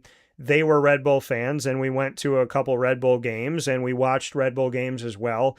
So I couldn't help but be a part of that. My team officially, because I never had my own team, I was kind of an extension of that family liking the team. My true team, I mentioned earlier in the show, I became a fan of a year before they even played a match, is Charlotte FC. And so Charlotte FC is my official MLS team, but I was a supporter of the Red Bull and, always hoping the best for them because historically it's the first MLS game I ever went to. And I love the logo, and there was a lot of guys on the team back then that I, just really took to and enjoyed watching. So the Red Bull New York and New York City FC in the MLS, and then in the NWSL, the Gotham City FC, which I absolutely love that any team in the state of New York embraced Gotham City, which is obviously a play off of New York that we find in the DC universe where Batman protects Gotham City to the best of his ability. So in the MLS, Red Bull New York and New York City FC have never won. So there are 0 championships in MLS history that belong to the state of New York. The Red Bull and New York City FC have never won. When we go back and we look at it, both of them have made it to the MLS Cup, but have not won the championship. The Red Bulls made it in 2008, losing to the Columbus Crew 3-1. And most recently, New York City FC made it to the MLS Cup in 2021 and fell to the Portland Timbers, which is ironic because Portland Timber, you would think that that's what falls, right? Because you yell timber when the tree is coming down. But in this case, the Timbers yelled their name for New York City, telling them to get out of the way as they defeated New York City FC. So no team in New York franchise history for the MLS has won an MLS Cup, but the one that's gotten there most recently, New York City FC. And if I have to choose between the two, I don't know when it's going to happen, but I would say I'm going to lean on the side of New York City FC since they've gotten there most recently in the 2020s, and the Red Bull New York have not gotten to the championship since 2008 for the MLS Cup. I'm going to say New York City FC making it within the last few seasons. Pardon me. I am totally wrong about that. I totally did not speak on the fact that the New York Red Bull made it in 2024 and lost to the Los Angeles Galaxy. So my pardon on that and my mistake in real time. The Red Bull have made it there twice in the MLS Cup and have lost. New York City FC has made it there once. The Red Bull have made it there most recently in 2024. But I will say that who just won the last MLS Cup went to Inter Milan, and Inter Milan defeated New York City FC in the final 4 stages here. Inter Milan defeated New York City FC and then went on to face Vancouver, who defeated San Diego, and Miami defeated Vancouver 3-1. And so that was put Miami as the champions here in the MLS Cup in 2025.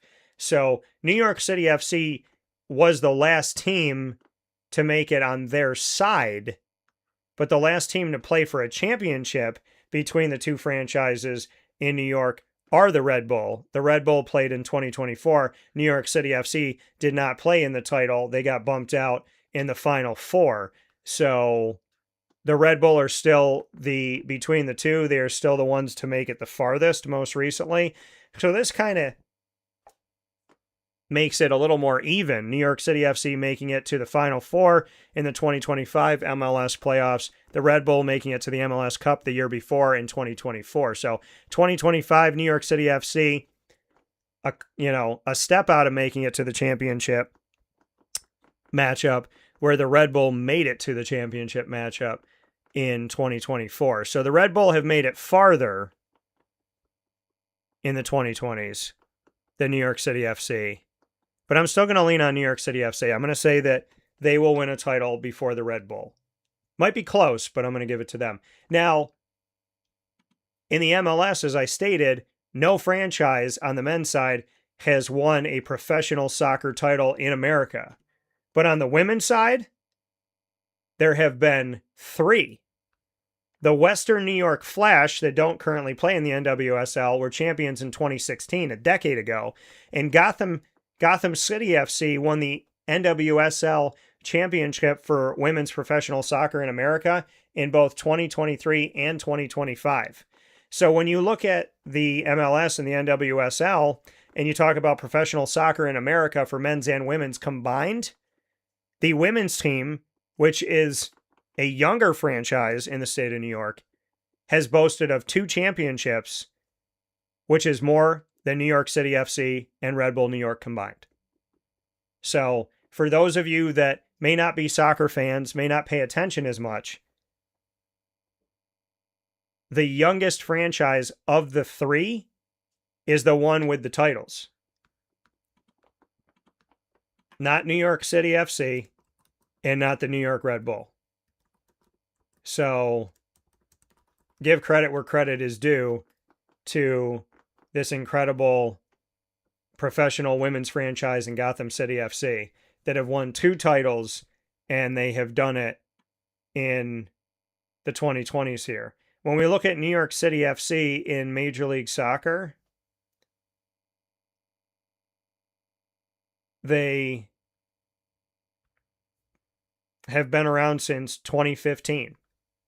The Red Bull have been around longer than that. Gotham City FC being the youngest and winning 2 titles. Not only do you have to give Gotham City FC credit for being the only professional soccer team, men or women, in the United States to win a title, but to say that they've done it, in Gotham here. Now, keep in mind, the NWSL, they were the Sky Blue FC. And so they did switch to Gotham City. So this was a franchise that was pre-existing. So historically, they were around. They were in Harrison, New Jersey when they were, Sky Blue was based in Harrison, New Jersey. And then became Gotham FC as their new identity. So, I mean, it is unique in that statement, because if you look at their history, including Sky Blue, they were around since 2009.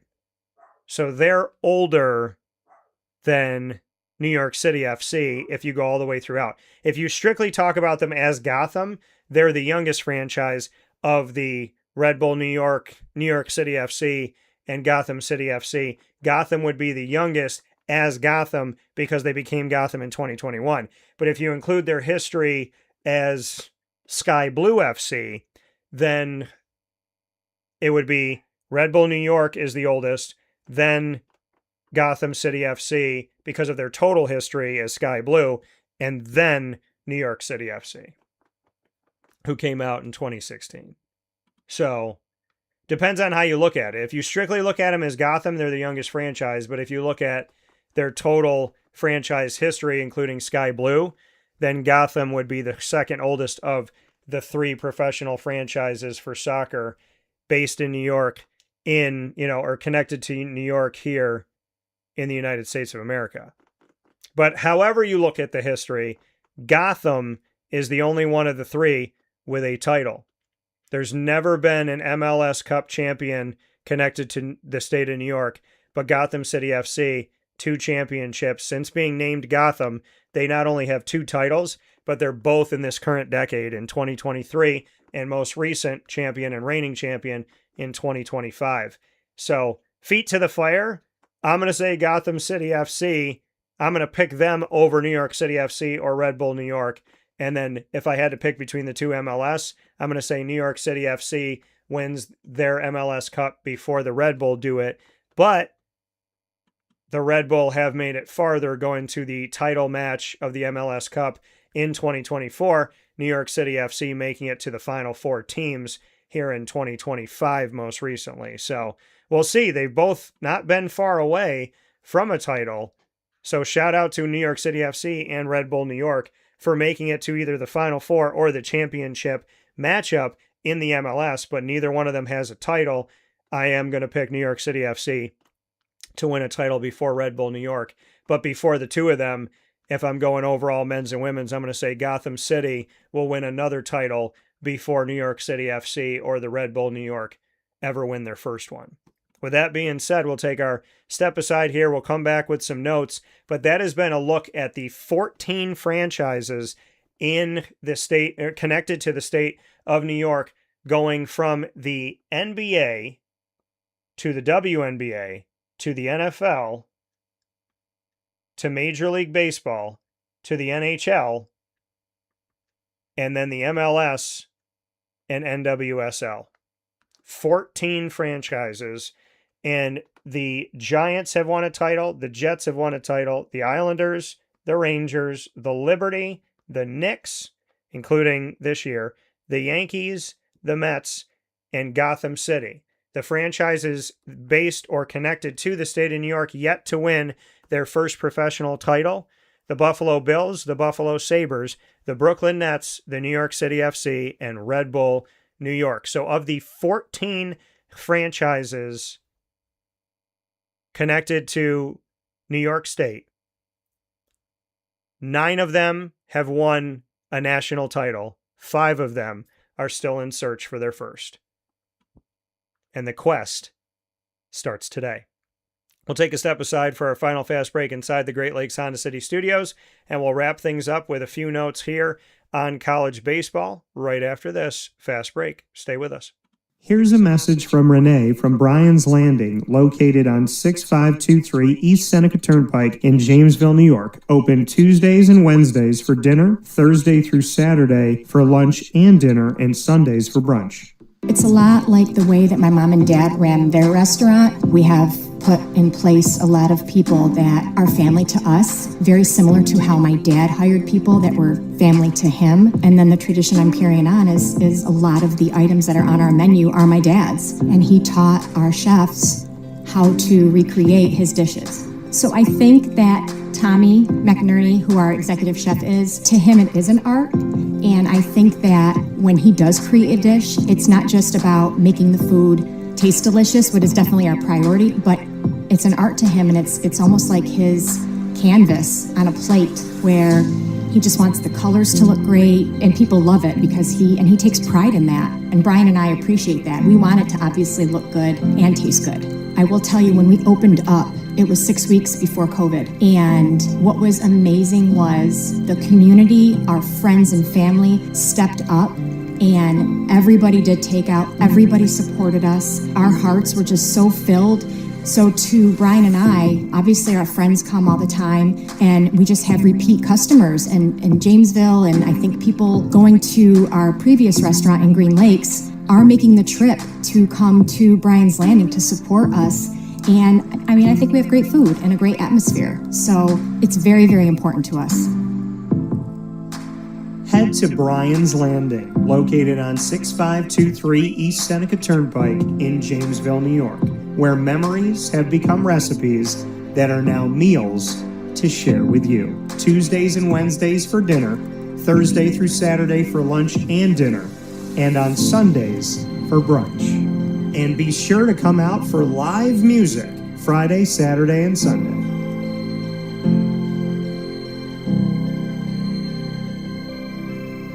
Life gets busy, and sometimes that means us running around. So Canine Camp Dog Daycare offers you an opportunity to give your dog a place to stay while you take care of what you need to throughout the day. Canine Camp Dog Daycare is located on 228 Old Bridge Street in East Syracuse, New York. You can see it from the highway, and it's just off of Erie Boulevard across from BJ's Wholesale Club.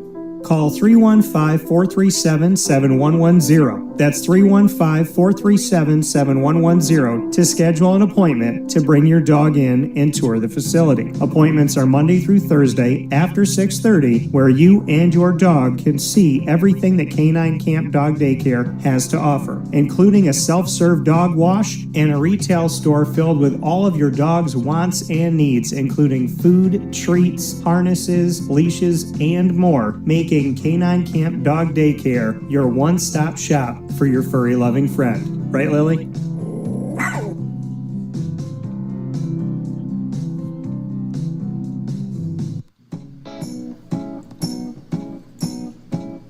In these unique times, there are those in our community that give us a sense of normalcy and positivity. Pizza Man on 50 Oswego Street in Baldwinsville has been here for you for over 35 years and is here now. Call 315-638-1234 or order online at pizzamanbville.com to bring those familiar tastes into your home. And remember to come see our monthly on-site broadcasts centered around the community and our Baldwinsville bees.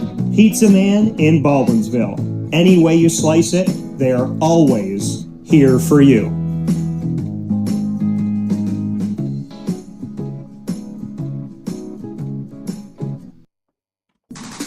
The Wildcat Sports Pub in Camillus, New York is located on 3680 Milton Avenue in the Home Depot Plaza. It is your family-friendly sports bar and restaurant. Folks, some sports bars aren't family-friendly. Some family-friendly restaurants are not sports bars. The Wildcat Sports Pub in Camillus, New York is proud to be both. It is that marriage that you've been looking for years. The Wildcat Sports Pub is your home base for your sports bar and restaurant needs, games for the kids, indoor and outdoor activities, and enough things on the menu to come back every single week and get to try something new. They're open Sundays from noon to 8 p.m., Monday through Wednesday, 11 a.m. to 11 p.m., and Thursday through Saturday from 11 a.m. to midnight. For reservations and party information, call 315-487-2222 for the Wildcat family-friendly sports pub and restaurant.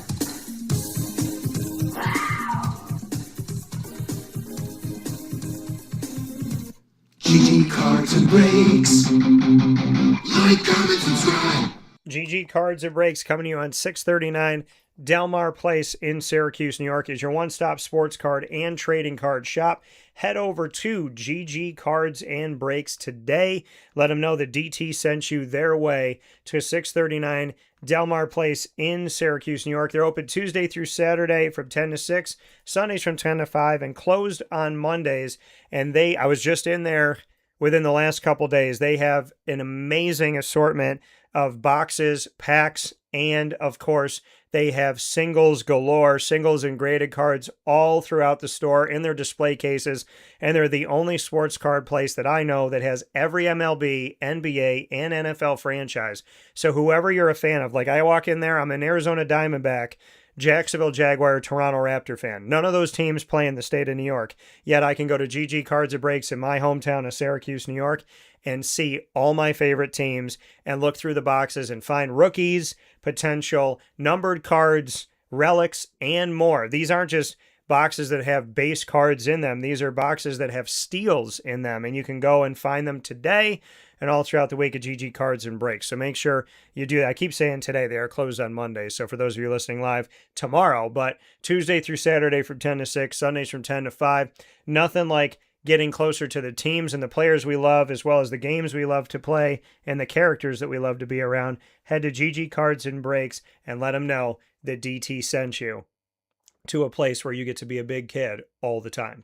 Chick-fil-A in DeWitt, big time shout out to them and their pineapple dragon fruit that you can now try at Chick-fil-A in DeWitt on the corner of Bridge Street and Erie Boulevard. We love the original, the spicy and the grilled chicken sandwiches. I love the nuggets. I'm a big Polynesian fan when it comes to the dipping sauce.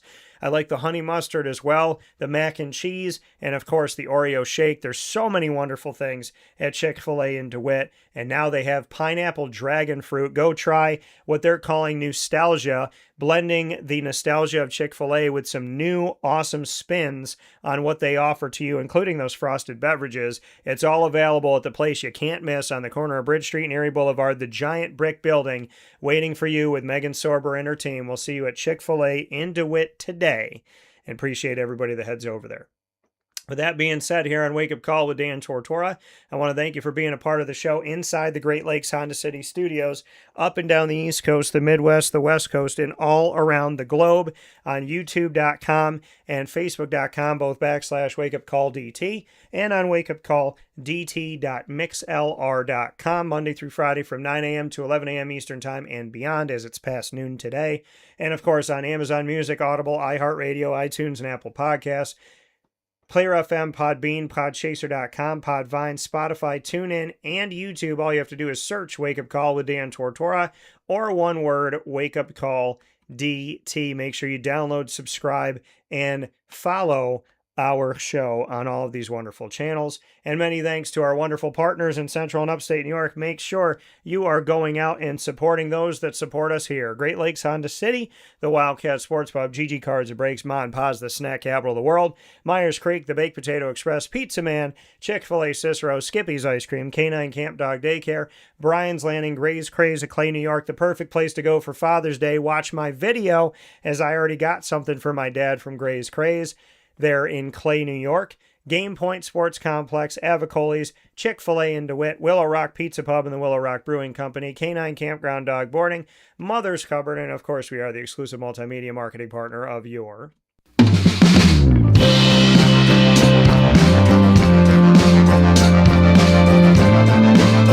Binghamton University Bearcats. It's Bearcat time every Tuesday at 10 a.m. Eastern Time on Wake Up Call with Dan Tortora. Find student athletes, coaches, administration, and alumni joining the broadcast here on Wake Up Call, where sports meets life. You can find it all by going to youtube.com/WakeUpCallDT. Click subscribe, hit the notification bell, and find our Binghamton playlist. The Bearcats are also on WakeUpCallDT.com's homepage and underneath the exclusive partners tab. For more information, go to BinghamtonBearcats.com and go Bearcats. And I want to thank Brendan for being a part of the show. Murph, as always, for our Murph Monday. I want to thank you for being a part of the show, hanging out here with us where sports meets life, getting to talk about the New York-based professional franchises, all 14 of them across numerous sports. We've never had a conversation like this before, and I think it's a great one to share with your friends, family, coworkers, colleagues, and neighbors, as you'll be able to get this show on our podcasting channels and, of course, playback on Facebook and YouTube.com, both /WakeUpCallDT. And, of course, for the College Baseball World Series, I do want to make a note here, folks, for what's going on in college baseball. So I want to let you know where things are at here. And, you know, as we get closer and closer to the World Series, the excitement of what's going on. West Virginia advances after taking out Cal Poly. Oklahoma advances after taking out Kansas. And we have Alabama advancing over St. John's, Troy over Little Rock, North Carolina over USC, and Texas over Oregon, as well as Ole Miss over Auburn and Georgia over Mississippi State, which has now put us in a place where we have Ole Miss that's been eliminated in the pod that has Ole Miss, North Carolina, West Virginia, and Troy. Troy has a loss. West Virginia has a loss. North Carolina has 0 losses, so they're in the best place of that pod. And then amongst the other 4, Georgia has no losses, Oklahoma has no losses, Alabama and Texas with a loss. So Georgia and Oklahoma with good footing as we get closer and closer to the College World Series, and you'll be able to follow that in the messages we give you here on Wake Up Call with Dan Tortora, as well as the World Cup.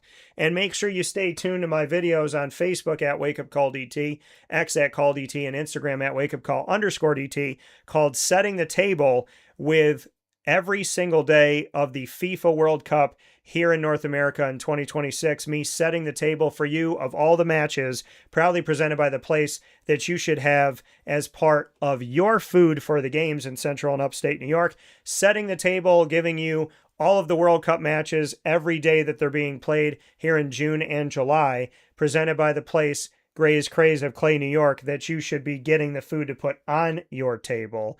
And you can get in touch with them by calling 315-409-4171 or going online and ordering at grayscraze.com/clay-ny. So don't watch the World Cup without the meats, cheeses, fruit, and sweets all coming from Gray's Craze, the place to have your snacks from the World Cup. And of course, from the Great Lakes Honda City Studios, as always, I say, God bless, no stress, do your best. We'll talk soon. Be kind to each other and yourself.